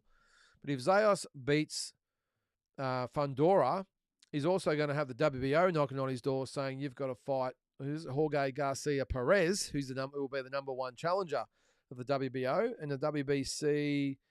He'll obviously be number one in line for the WBC, but yeah, I don't know. Let's hope it happens. But Virgil's still got to wait in line yet. But I don't think the Boots Ennis fight happens until he wins a version of the belt. And Oscar's already said about Virgil, his next fight will maybe just be a bit of a tune-up because he's had a couple of tough fights in a row with Boachuk and Madrimov. Carl, is Barboza trained by Robert Garcia? He will have him primed. Is he? I'm not sure, Carl. Can someone answer that? I must admit I've never really taken much notice of his trainer. I'm not sure. But if it is Robert Garcia, you can be guaranteed that he'll give Teofimo Lopez an even better fight because Garcia, in my opinion, is in the top 2 or 3 trainers in the sport. All right, Andy. Virgil likely beats Fundora or Xander, in my opinion. I think he does, Andy, I should say. I think Xander Zayos is a massive chance to beat Fundora. I think that could be an upset in the making. Fundora just looks so beatable. He still gets the job done, doesn't he? But he looks really, really beatable. I wouldn't take much out of his last fight with Booker. But I think Xander Zayas is, even though he's inexperienced, he's green, I think he's a good chance to beat Fundora. And if that happens, it just throws everything up in the air again. As I said, with the WBC, WBO, they're going to be all over the place as well. There's going to be people demanding shots and everything else. But where's Virgil? Oh, actually, being the interim champion, I don't think he gets rated by anyone else, does he? No, he doesn't. He doesn't. But we will see. We will see. The good thing is there's lots of great fights at 154. No matter what order they go in, the thing is we're all going to get those fights hopefully down the track. So, and Glenn says Virgil wins both of those against Zayos and Fundora. I tend to agree, mate. Carl, crazy how Murtazaliev can't get a fight. Well, it is, mate. He is the world champion and can't get a fight. I think we might have spoken about this last week, that he's the IBF champion. Erickson Lubin is the top-ranked challenger, and he's got another fight booked in. So it just didn't make sense to me that you've got the world champion saying, will someone please step up and fight me? And the number one challenger to the belt fights another guy. So it's... I just remember back in the day, you fought to get shots at the world title. And Lubin should have been putting the hand up saying, hey, let's go, I'm ready. But apparently not. The problem with Murtazaliev, Carl, is that obviously he's a very, very good fighter. And he's dangerous and doesn't bring anything to the table. He doesn't bring a lot of crowd numbers or pay-per-view numbers or social media numbers. He brings nothing. All he does bring is risk. And why would you fight someone like him, especially after seeing what he did against Tim Tszyu, if you're the likes of Fundora and Ortiz and all these types of guys? Why would you fight Murtazaliev with the risk involved when there's other not maybe easier fights, maybe the same amount of risk, but for a lot bigger payday? So he's going to struggle. I still think it's ironic that after what he did to Tim Tszyu, Tim's actually had a fight since then and Murtazaliev hasn't. So it's crazy. It really is. What's that, Carl? This is Murtazaliev, is it? We're talking about. He's my current. Oh, sorry, Robert Garcia. He's my favourite current trainer with a stable of absolute killers. Well, when you see a fighter come up that's been trained by Robert Garcia, you know he can fight, Carl. You know he can fight, or she can fight. I don't think, actually, I'm not sure he has any female fighters, but no matter who he's in the corner with, a well-trained, well-conditioned, and just ready to go. He has a really good rapport with his fighters over there, Carl. When we were there in Oxnard about 10 years ago, I think I've spoken about this so many times, but when we were at his gym, when the Maloney boys sparred Lomachenko, the relationship that he has with his fighters is something you got to see to sort of get your head around. It's like one big happy family. So many, we'll call them hangers-on, but they're all just people that hang around the gym. They all help. So some cleaning up, some helping a wrap, some helping in the corners of people that were sparring. It's one big family, and they have a really good relationship. You could almost picture them all sort of having barbecues on weekends together and going to fight nights together and all this sort of stuff. It's a really close-knit gym, and I think that sort of goes into the fights as well. Sort of rolls into the fights where that relationship he has and the trust they have in him. And he's a really, really nice guy. He really is. And as I said, I think that sort of rubs off on his fighters as well. All right. We're still with Canelo. What do you got there, Glenn? Apparently it's okay for Canelo to want to get undisputed, but not Boots. Oops. Sorry, Carl. Couldn't help myself. Well, I don't think Canelo really wants to fight Skull, Glenn, but he obviously has to. It's a little bit probably like Usyk. I don't think he necessarily thinks Dubois is the right opponent, or maybe he does, coming off the win over Joshua. Maybe he thinks Parker deserves the fight, but Dubois is obviously a bigger fight because he has that IBF belt. Look, I suppose the argument is, Glenn, that Canelo and Usyk and Jai is in there as well should never have been stripped of their IBF belts in the first place. I've just got a feeling that maybe they've put Canelo in with Skull, the Turkey, because he wants the Crawford fight for undisputed. It's a lot bigger fight to... not that I think it'll have any bearing on ticket sales or pay-per-views, anything like that, but I just think it means more to the fight to have it as undisputed. I did talk about this with D-Style today that, with Usyk and with Canelo as well, they're saying, there could be two-time undisputed. I don't believe that. I think you've got to lose the title and then re-win it to be two-time.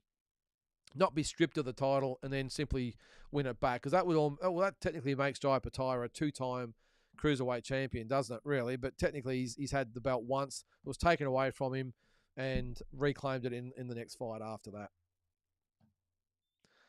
Carl says, I hate the Canelo Skull fight. What a waste of time. Well, the thing with it all, Carl, they could have at least had a really good undercard. It's a shocking undercard. The whole card is really, really average. And if it wasn't for Canelo, there's no way I'll be getting up and watching the fight. I mean, I think the fight's going to be one-sided anyway. Hang on, what have I done there? Hang on, I'm going to bring up the card. I've put in Saul Canelo. Of course, it's Saul Alvarez. What are you doing, Lynden? Let's have another look at the card. I think we've been through this a few times. So I just want to check it out once more. The only reason I bought it too, by the way, is because they've packaged it with the Garcia and Haney card, which I think will be okay. That'll be a really good card. All right, so a quick look at the card. We've got, obviously, Canelo and Skull for all the belts. Badu, Jack, and Norare Mikajian. Now, where's he ranked in the scheme of things? I don't remember seeing him in the rankings. Cruiserweight. WBC. He is ranked. Well, he's not ranked. He's, what's his name? For the WBC title, Nonair Mikajian. I'm going to have another look. So he's not ranked in the top 15 in the world, but suddenly he's fighting for the world title. I don't really understand that one either. But anyway, so that's on the card. Jaime Munguia, Bruno Sarasi. Now, that'll be entertaining, I suppose. Bacoli and Jagba, yeah, okay. What are the other ones in there? Brian Leon versus Aaron Guerrero and Marco Verdi versus Michael Polina. Not sure about that one either. But anyway, so very, very underwhelming card. So the only reason, again, I'm getting it is because I think it starts at 8 or 9 in the morning. So it's an okay time to start. And, of course, it's Canelo. You've got to get a Canelo fight. But what's that? Stinger from above. Have you heard of the fighter from Austria knocking everyone out? Dixon Mayos. No, I haven't. Let me have a look at his record there. Dixon. Who's he fighting though, Stinger? Let's have a look first. Then I might look him up and have a look at him. What's his name? Dixon Mayes. There's no one. No. Hang on. Is it Makayo? Dixon Makayo, I think his name is. He's not from Austria. He's from Canada, the one I've got here. No, he's only 1-0. That can't be him. No, I don't know, mate. Fill me in. I have no idea who that is. Carl, Virgil versus Boachuk rematch is the best fight at 154. No, I don't think so. I think at 154, Carl. I know that's your opinion. That's cool. My fight at 154, I think I've already done this one, but I'll do it again. My fight, if I had to pick anyone from 154 to fight, I would maybe say at the moment would be Virgil and Murtazaliev would be the best fight. Actually, I'll tell you what, Ramos Jr. and Virgil Ortiz would be a ripper, wouldn't it? But Ramos is working his way back. So I'd say Murtazaliev and Virgil for me would be the fight I'd like to see at 154. Glenn, he's fighting a mandatory for a change. I actually like that as part of the deal of holding a belt. Now, who is that, Glenn? Hang on. Maybe I've just missed that. Sorry about that. We'll move on. Glenn agrees with me. I think the best fight is Buckram versus Virgil. Yep. What's that, Carl? That was the guy I was talking about. He can box. I'll be watching Aaron from here on out. That was Aaron McKinnon, was it? Whatever his name was, that beat Liam Smith, wasn't it? Naz. I've been waiting for this one to come up. Is anyone giving Kataev a chance against David Morrell? Might be tough, but it's good to see him getting his name out there on a good card. Oh, look, he can definitely win, Naz. I would think that Morrell being so much taller and the reach and just his overall ability, I think I would still back David Morrell to beat Kataev. But, geez, the last fight really didn't put a lot of confidence in me, Naz. I just thought he looked pretty average, to be honest. But I don't know whether he just took him easy. This is Kataev I'm talking about. Whether he took his opponent easy and didn't prepare as well, or maybe he punched himself out early trying to knock him out and gassed himself and left himself exposed. But you'd have to say it's a tough ask against David Morrell, Naz. I'd probably back him to beat Kataev. What do you got there? Might be tough, but it's good to see him getting his name out there on a good card. Wow, it's a great card, Naz. Let's have a quick look at that one as well. Now, when's that? That is July 12, I think, isn't it? Let's have a look. Yes, so 11-1. No, they haven't put it on box rec yet. Okay, so it's not up yet. But I think he's at the one with Puello and Matthias. This fight, Shakur Stevenson's a petter. I think it's the other one. Oh, that's right, Belunga and Shiraz. So that's a ripper card. Should be awesome, that one. Almost forgot Viviana Ruiz won an interim world title in Queensland over the weekend. She did, Glenn. Didn't see it because, of course, it wasn't being streamed anywhere. And I still don't know why Lou DiBella was the promoter. I think there was only a couple of fights on the card, wasn't there? Hang on, Viviana Ruiz. Let's have a look at the... All right. No, there's only 2 fights on the card as far as I can see. So she beat Maria Magdalena Rivera on points, 97-93, 96-94. And the other one was 96-94 for her opponent. And Joseph Goodall with a 4th round knockout of Bowie Tupou. That's the only fights on box rec. But I've only seen some highlights of it, Glenn. Didn't see the fight, of course, but good on it.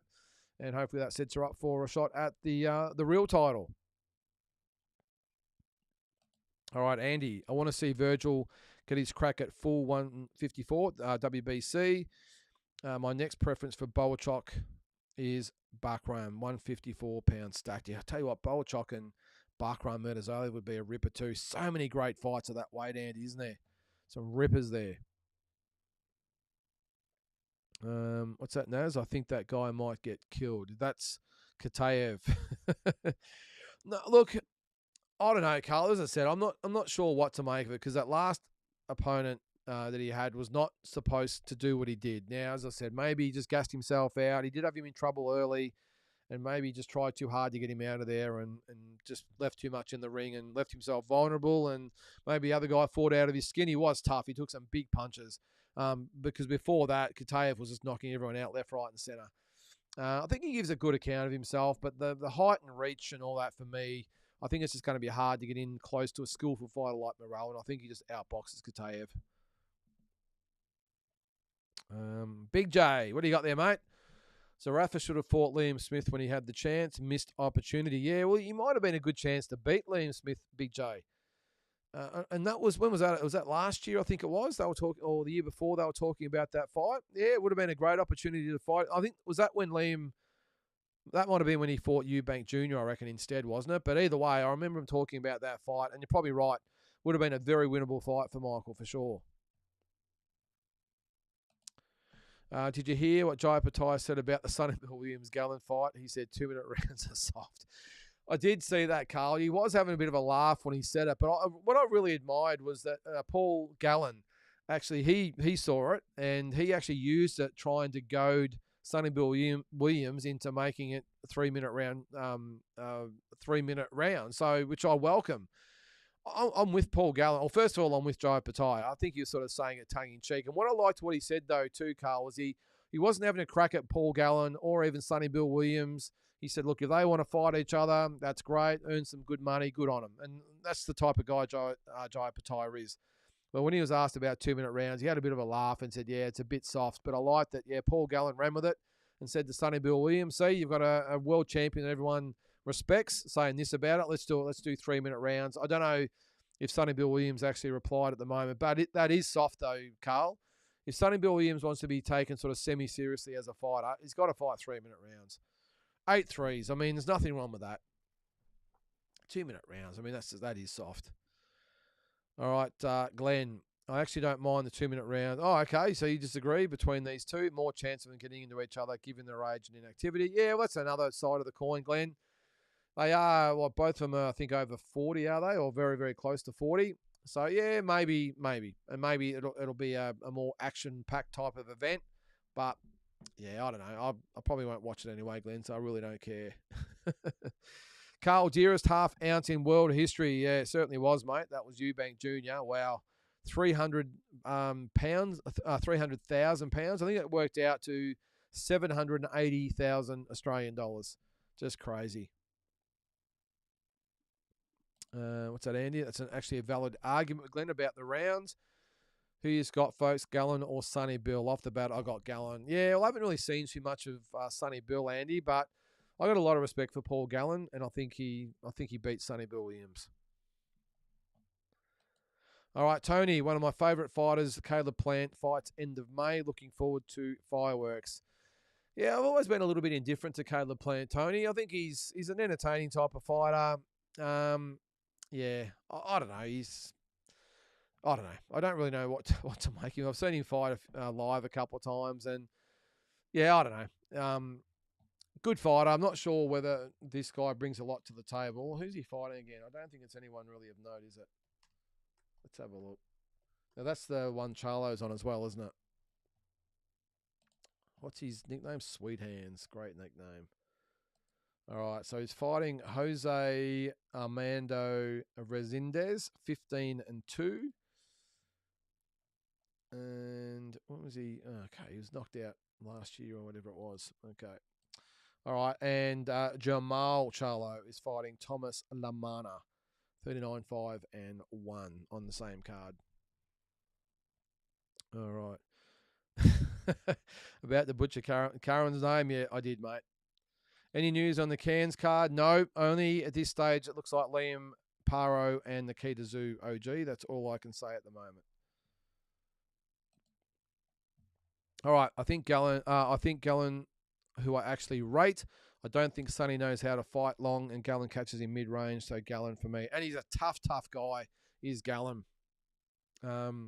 He took the punches of Mark Hunt and kept walking forward. Let's not even talk about the Lucas Brown fight. I don't think Sonny Bill Williams is going to be as big a puncher as what Mark Hunt is or was. So I think even if he catches Gallen, I think he walks through that. And I think Sonny Bill Williams, even though they're only 2-minute rounds, will gas. And I think Gallen catches up with him and gets the job done. Yeah, explicit. Good call here. Still no announcement for Kambosos and Hitchens and almost a month out. Yeah, is it? It's about 6 weeks, is it? I think it's going to be. Now, I thought it was because of the Lamont Roach and Gervonta Davis rematch explicit. I think that was the reason for the hold up, because they wanted that date of June 21st, I think it was, or June 21st, which is why Kambosos and Hitchens were going to go back to June 14th. But then I heard that Roach and Davis was going to be June 14th, but now they're talking about putting it back till July or even August. So I'm with you though, mate. It's probably no different to George's last fight with Dawad Yordan before that got cancelled. They didn't leave a lot of time for that either. So, but from what I hear, it's still going to be June 14th in New York. So your guess is as good as mine, mate. Dry turkey. Daniel Dubois just pushed Usyk in the first face-off. Do you think this was a smart tactic by Dubois to try and get under his skin? I haven't seen it yet, dry turkey, but yeah, I don't think. Look, Alexander Usyk's just not one of those guys you can fluster. And I remember when Haney did it to Lomachenko. I mean, it just made him look like an idiot, because Lomachenko, you can't fluster. They're just composed guys, and Usyk, probably no coincidence they're from the same country, but Usyk he would have laughed at that. And I think Daniel Dubois, I'll look it up later on YouTube, but I think he would have just looked like a peanut for doing that, because Usyk, I'm sure, just laughed at him. Okay. Carl, have you heard the rumour about Liam Paro versus Mario Barrios for his belt here? No, I haven't, Carl. I'd be really surprised if that was the case. Liam Paro hasn't fought at 147. Not that that's ever mattered, has it? But no, no. I think maybe I might have heard an inkling about it a couple of weeks ago, but nothing that I can, really remember, to be honest. So, no, I'd be staggered if that was the case, mate. Well, Liam, you would think, it'd have to have at least one fight before then. Mario Barrios is probably looking for a defense. He hasn't fought since the Jake Paul, Mike Tyson card. It looked pretty good in that too, I suppose. But yeah, I'd be surprised at that, mate, especially in Australia. I'd be surprised if that happened. Yeah, heard rumours of Barrios and Pac-Man. Yeah, well, there's conflicting sort of rumours there, explicit, because I did see that, and I had a couple of people send it to me that the fight was close to being made. But then I also saw that Pac-Man said, no, I'm going to wait till the election or something's coming up. He's running again for president. I don't know. I can't see how a 46-year-old Manny Pacquiao gets a shot at the WBC belt when he hasn't fought for 3 or 4 years, whatever it's been. So, but again, nothing surprises these days, does it? But I wouldn't be surprised if that fight does happen. I think that's a lot more or realistic than Liam Parra, I would say. All right. Yeah, thanks for bringing this up, Tony. I know it's not boxing related, but RIP to the Buzz. Very, very sad. What a class act. Yeah, that he's talking about Peter Bosustow, the Carlton champion, passed away yesterday at the age of 67 of cancer. One of my favourite players growing up, Tony. I remember him in 81, 82 and 83. He's only in Victoria for 3 years playing footy and then went back to Perth, but played in 2 premierships. And the back-to-back premierships, had the mark and goal of the year in the same year. And, yeah, very, very... I have met him before. A really, really lovely guy. And he will be missed, mate, for sure. Dry Turkey. Why don't you like Boots? Seems like a pretty decent guy, not like some of the other cocky Americans. Probably nothing personal, Dry Turkey, if you're talking to me. It's not that I don't like him as a person. I'm just not a fan of him as a boxer, I suppose. I don't know why. Sometimes some fighters you just don't sort of resonate with, and I'm just not a fan. I think he's a really, really good fighter. But it's just, I don't know. I'm just not a fan. That's all I can say. Dry Turkey, and I don't know why. Hey, a lot of people aren't fans of Canelo for whatever reasons. They weren't fans of Mayweather. They weren't fans of whoever it might be. But some people just don't resonate with others. That's all.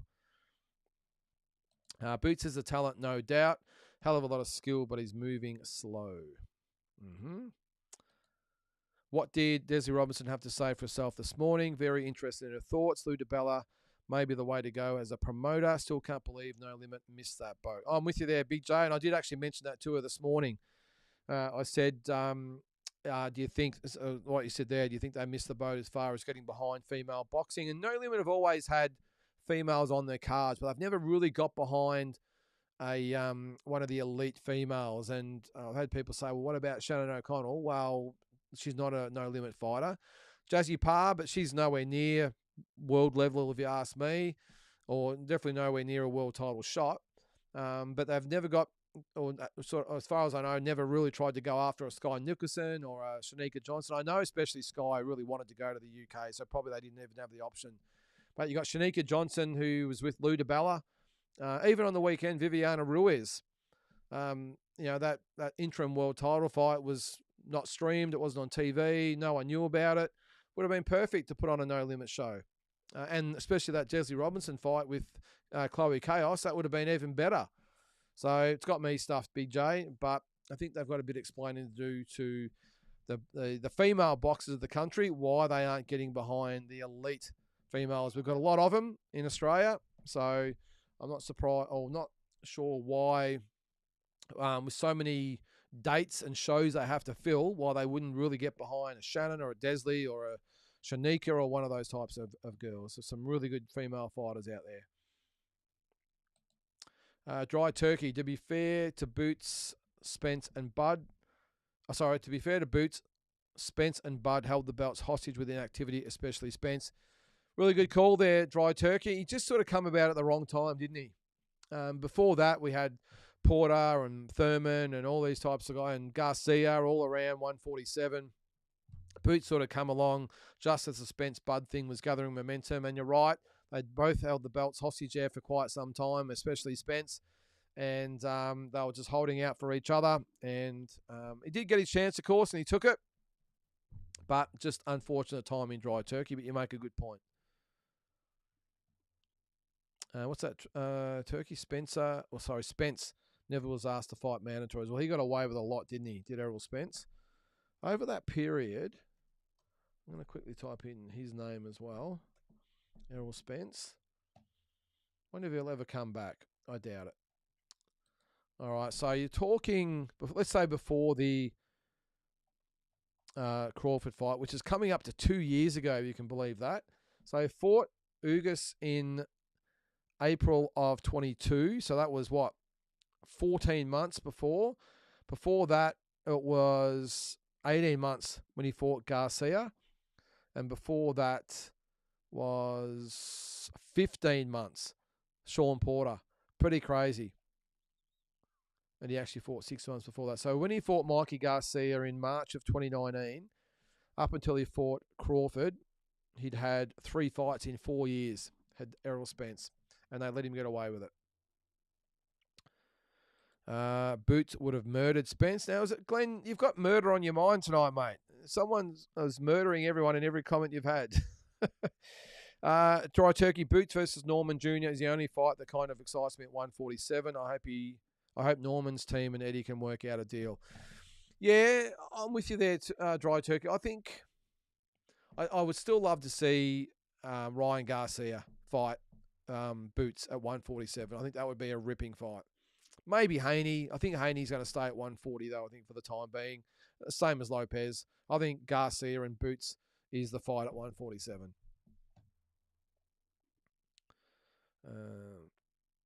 What about there? Andy. If Barrios really is fighting Pac-Man next, Boots versus Norman next makes most sense, in my opinion. If Norman doesn't price himself out. Yes, good call. Good call there, Andy. Dry Turkey. I'm surprised Eddie didn't try to make Boots versus Blair Cobbs, being both from Philadelphia. Yes, well, he's been known to pull something out of his head, hasn't he, Dry Turkey? Eddie?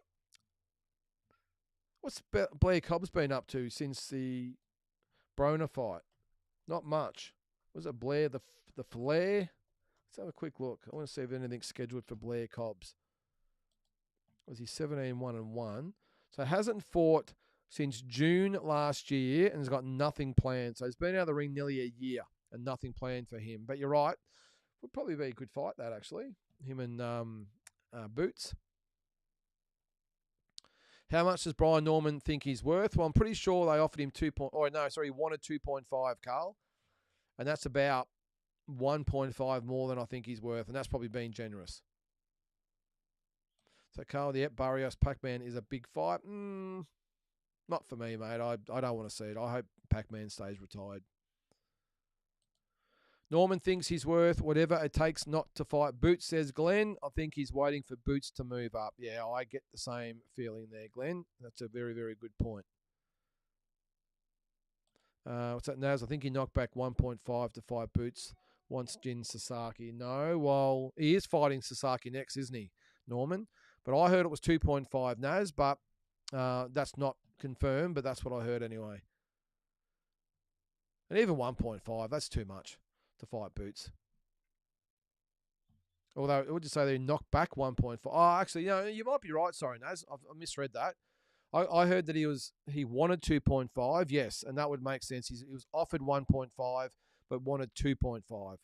So if I was him at this stage of his career, 1.5, I'd be taking it to fight Boots. I think that's reasonable. I don't know. He wouldn't be getting. Well, maybe he would. He's going to fight Jin Sasaki in Japan, so maybe he's going to get that amount of money. Who knows? But what have we got here? Oz looking most forward to the Inoue fight out of all the fights this week. Shame it's on a Monday. Probably not the most competitive fight, but his box office to watch. Yeah, is it on? It's Monday in. Is it in? It's Vegas on a Sunday, isn't it? How does that work? It is. I'm not sure actually. Combat Oz. I thought it was on the Sunday. So does that make it Monday morning here? I think it does. I think it's Monday morning. But either way, I don't think I'm going to pay to see it. Oz, I think I'll watch it on YouTube later. All right, Andy. Once I was wondering why no one was chasing Barrios if he was the weakest link, but now Barrios has a lot of options. My first preference always centered around unifying, but Barrios has big options too.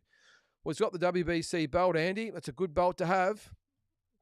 Who's his mandatory? Oh, Devin Haney. I think I said that before. All right. So you would think, well, so Haney's got to fight Garcia next. So that would mean Soliman Sissoko, who I've never heard of in my life. He is the number 2 ranked welterweight. I'm going to have to Google him, guys. I'm going to have to put him in box rec. We need to see this guy's record. because I've never heard of him until 30 seconds ago. All right, he's from France. What's he got? A record of 17-0, 9 knockouts. Oh, he's got a fight coming up in a couple of weeks' time. Okay. There you go. I didn't know that. All right, we'll move on. Got a few more comments to get through. The time's gone so quickly. Nectar of the Gods. Surely if Boots wants undisputed, they just pay Norman what he wants because, Boots is really good. Yeah, you're right, mate, but the promoter's still got to make money out of it, mate. So even though, look, the thing is, Boots has got plenty of options as well. So I would say, hey, they've probably given him a really good offer on 1.5, which is actually it's an excellent offer. And maybe that they just said, hey, look, no rooting around. There's 1.5, take it or leave it. And Norman said, I want 2.5. And they said, see you later, we're moving on. Maybe that's what's happened. Explicit. Instead of Alberto, Puello, and Matias, why not Puello against Gary Russell for July 12 unification? Again, it probably just comes to budget, I suppose. Explicit, maybe Gary Russell wanted more money. Maybe they just thought Matias is the better option as far as options and all that go. I don't know. Who knows? But there's always a reason, mate. Glenn, Norman and Barrios are waiting for Boots to move up. I think that's pretty obvious. Yeah, I'm with you there, mate. Off topic, but as an ex-jockey, a rehydration clause meant no rehydration. Brutal, yeah. And you had to do that all day, didn't you, Glenn? Sorry, not Glenn. Sorry, Dennis. You had to do that all day, didn't you? So, yeah. I used to sit in the sauna with jockeys all the time, and they are little animals. They'd sit in there for hours, and they'd lie on or sit on the bottom of the sauna and continue. They'd put soap all over themselves and keep wiping the sweat off, and they'd sit in there a lot longer than I could anyway. But I suppose they do it for a living. They get used to it. All right, Jethro, dubious. Sorry, not dubious. Is that Dubois? Through heaps of low blows first time he fought Usyk. It was a very ugly fight to watch. Yep. I think Usyk does a better job this time, mate. Puello versus Matias. I like those Dominican versus Puerto Rican rivals. Yeah, will be a great fight, Turkey, for sure. I think Puello's a really good chance of beating Matias. I think he's not a bad fighter, Puello. Matias, I think, was shown some limitations against Liam Paro, so I wouldn't be surprised if Puello wins that one. Murtazalov is waiting for Boots to move up. Yeah, well, let's see. Murtazalov is being ducked. Boots just won't pay enough money to get another belt. We'll see. We will see. I'd love to see that fight too. I think Boots wins that fight. I think Murtazalov was made to look maybe a little bit better than what he is against Tim Tszyu. But anyway, all will be revealed later on. All right, Daniel, tell it the way it is there, mate. Glenn, I actually think Dubois goes better this time. Youth combined with his recent experience will help him. Still want Usyk to win though. Yep, no, it's a good call too, Glenn. Explicit says, I still believe Murtazalov has a shoulder injury. I haven't heard those rumours, Explicit, but yeah, anything's possible. You would think they would be able to get him a fight by now, surely. I mean, he's the IBF champion. Surely someone wants to fight him. I know he looked good against Tim Tszyu, but not that good, surely. Dry Turkey. Moses Otama is fighting Mike Balajan. Yeah, I saw that. Who we don't see ranked on the Josh Taylor undercard. Are you surprised by the opponent for Moses, considering he wanted to be the youngest heavyweight champ ever? I think once that boat sailed Dry Turkey as far as being the youngest heavyweight ever, I think they've decided that, hey, well, why rush him? Let's just keep giving him fights, keep feeding in these types of guys like is it Balagun or Balajan, whatever it is, Balajon. But either way, I think they'll just keep him active and keep fighting these types of guys, mate, and build that resume. Badu Jack finally fighting for his belt. Yay, well, it's been a while. How long has it been? Let's have a look. Where is it? All right, the Ripper. So he hasn't fought for 2 years. His last fight was against Alunga Makabu back in February of 2023. So over 2 years. Crazy. All right. Is Moses ready for one of the gatekeeper heavyweights like Otto Whalen or Dillian White? Even Joe Joyce would be interesting for him. I think he is, Naz. I think he'd handle any of those guys for sure. What's that, Rico? Here late. Not sure if you covered this already, but any word on the Tszyu Fundora rematch? Not happening anytime soon, Rico. Tim will fight Thurman. Fundora will fight Zayos. And then maybe if they both win that, you might see a rematch, but not happening until, I would say, at least or at the earliest, late this year, if not early next year, I would think. Yes, Andy. Subscribe, share, and smash the like button. Much appreciated. What's that? What cans card? No limit in cans. Yeah, mate. I think it's July 11th. Or June 11th, was it? I think it is. Might be. Hang on. Let me have a look. It'll be a Wednesday night, I'm assuming. Where is it? June 11 is a Wednesday, so it must be June 11th. So that's not that far away, is it? 6 weeks. So you think they'd announce that as well. But yeah, that's the word, Carl.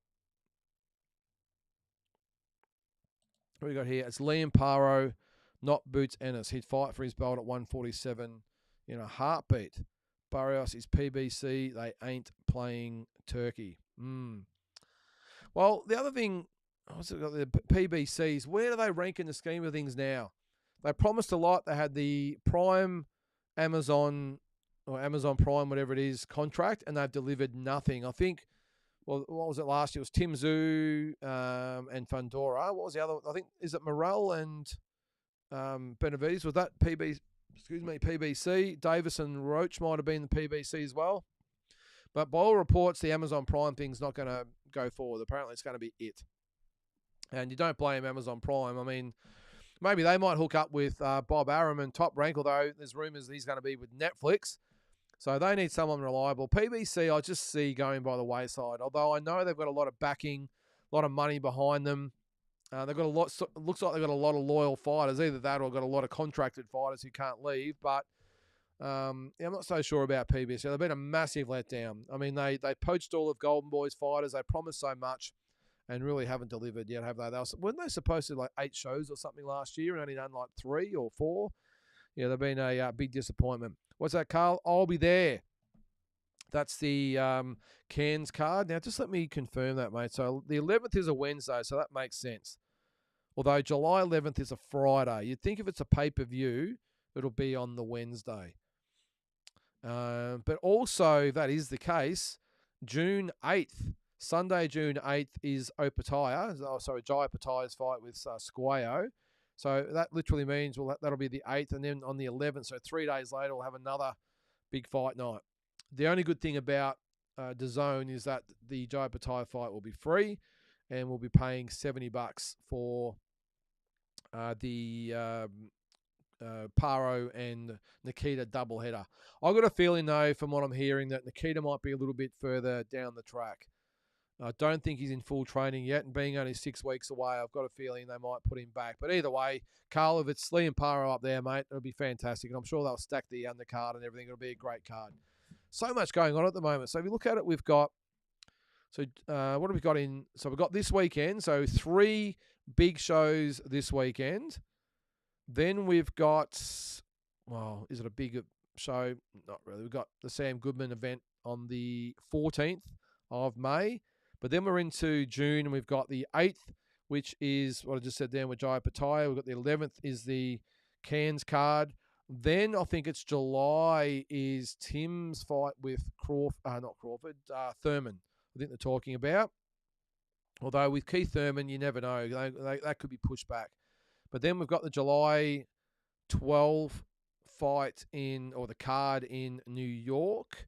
What else have we got? And then the 19th is Usyk and Dubois. Jesus, there's so much going on. And who knows what's going to happen with Fury and Joshua too. I mean, I've got a feeling now that'll be later in the year, but so much happening. What's that, Carl? PBC have been broke for 5 years, according to Rick Glaser. They hang in there, though, mate. They hang in there. So, all right, let's have a quick look. We'll have a few more comments, but we've got about 10 minutes to go. What I'm going to quickly do is go to the schedule, see what we've got coming up. Got any more comments or questions or whatever to put in the chat there, guys, go right ahead. But in the meantime, I'm just going to put in the, box rec schedule. What's coming up? All right, so this Friday, not really familiar with that one. Oh, the week after. Oh, sorry, no, this weekend, 3rd of May at the Melbourne Pavilion. Mitch Leake fighting Theo Junius for the IBF Youth Middleweight title. So get around that one. Where's that one? Sunday. Don't really recognise anyone on that. And then we've got nothing till the 14th of May. Quick look at the rankings. Let's see how the Aussies are going in the rankings. Just quickly, Justice Honey's still number 1 in the WBO. Actually, might not have enough time to go through all that. I might do that in a walking boxing episode.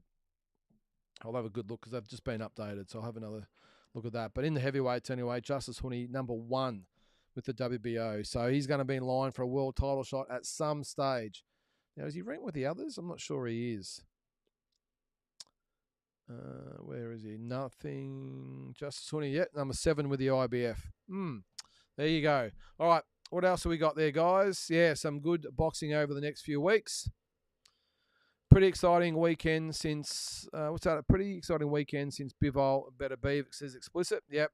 So just seems to be just one thing after another, doesn't it? And not all of them have been pay-per-views, which has been good. I think we've got, is there a No Limit on Fox event as well at some stage as well? I'll keep you up to date with that. What's that? Shutterbox? Oh, damn, just remembered the show was on. Missed it. Mate, you got to put in your reminders. All right, every week, just hit the notifications to be reminded on YouTube when we're going live. Just wanted to say, Eubank Benn almost had me praising Benn. Then I remembered he failed a PED test twice. Glad he lost. Kid's got heart though. Well, that's what we were saying earlier, Shadow Boxer. No doubting his heart, his grit, determination, all that sort of stuff. But it'll only take you so far. And I said it at the start, I just saw a very limited fighter in Conor Benn, who I thought was beaten comprehensively by Chris Eubank Jr. I think we've got to get past how competitive Benn was and just go back and look at the fight. I mean, I watched it on the day, obviously live, and you sort of get caught up in it all. You're not really looking at the really little bits and pieces of the fight. You're just looking at it as a whole and enjoying the action and all that sort of stuff. Go back and watch it again. And all I saw was Conor Benn coming in, just being picked off time and time again by Eubank Jr. When he finished punching and stepping out, he's being tagged on the counter on the way out. I just think Eubank fought a really, really good fight, and I thought won 8 rounds to 4. What's up, mate? Can some decent promoter get behind Fred Ziwa? Now, is he the young African kid, Carl? Let me just type in his name. I think I read an article about him. The problem is, though, Carl, is that with no backing, it's going to be hard to get him on a show other than No Limit. Now, I've got nothing here, mate. Is that spelt right? I know the one you're talking about, though, Carl. Now No Limit have got the flexibility of being able to put fighters like him on their cards because they don't really rely on. It's not really about pay-per-views and gate money on those No Limit on Fox shows. That would be the forum for him to be on. So I'm surprised they haven't looked at guys like him to give an opportunity because that's what the whole platform is for. I understand with the other promoters out there that you've got to be able to pay your way. And I know that's unfortunate, but that's just the way it is. Where you might be a good fighter, but you've got to be able to sell tickets. Take it from me. I've been there. You need to put fighters on that sell tickets. But I don't understand why someone like a No Limit or even the Tasman fighters haven't been able to get behind someone like this kid and put him on their cards because it doesn't really cost them anything. I know they've got to pay wages, his purses and that sort of stuff, but they have a budget for that stuff, especially the No Limit on Fox events. They don't give a shit about the attendance and they don't really give a shit about, well, they probably do give a shit about the ratings, but it's not, it's not, the whole event's not pending on who turns up. So let's hope you can get a shot at it, mate. So Shadowbox, he's definitely limited. Swings for the fences behind every shot. Don't even think he beats barrier. So I'm probably with you there, mate. So Carl Bacoli said he was in the gym for 6 weeks before the Parker fight, but after watching the fight, he must have been painting the gym or something. Yeah, doing renovations or something, mate. Sweeping the floors or doing something. There's no way he was in the gym for 6 weeks before Parker, mate. I think that showed. What's that, Jules? Thanks for joining in, mate. What do we got? Evening all. Missed tonight's ep, but just wanted to jump in to say Eubank Benn was the best promotion I've ever seen, okay? Everyone played their role over the last 2 years. Shame it can't be reproduced. Yeah, it's a good way to look at it, Jules. I think the fight itself, no matter how you look at it, the event was massive. I thought the undercard was average, but it wasn't about the undercard, was it? It was all about the main event, and I'm with you, mate. The atmosphere was just pumping through the screen, wasn't it? It was fantastic. And I watched the YouTube stream as well, where they just had the video or the camera on the commentators, and you could just hear the crowd just heaving behind them, pumping behind them. It was fantastic. What's that, Daniel? Agreed. Had it a draw live, but watched it back last night and had it for Eubank 115, 113. Actually had it a draw in the first place. Okay. But yeah, you see where I'm getting at as far as watching it back without having all the excitement and the result, just to look at it carefully, and you get a different perspective on it. Yes, I like this explicit. I'm also pretty excited to see Jim Lampley back on commentary Friday. Yeah, wasn't he like a commentator for like 40 years or something like that? One of the best, mate. I'm looking forward to it as well. Andy, we've got a couple more comments before we go. What's up there, mate? Eubank Jr versus Conor Benn was quite competitive, in my opinion. Eubank had reach advantage but didn't deter Benn, who showed he definitely has heart. Surely the father's history made sons lift and give it the roll. I got no doubt that was the case, Andy. And I would think that Conor Benn, he looked gassed, he looked exhausted, he looked under pressure from Eubank, but you can see that he really just bit down on the mouth guard because he really wanted to make his dad proud and get a win for the family. Where Eubank was the same, and maybe that was driving him. He might have maybe felt the pace later in the fight with the weight drain or the weight cut, and he lifted as well. So I got no doubt that both guys lifted another notch or two for their dads, mate, for sure. What's that, Naz? I just saw Emiliano Vargas and Reese Alim are on the Monsters undercard also. Not a bad card. Okay, I haven't really seen much about the undercard there, Naz, but I'll check it out, mate.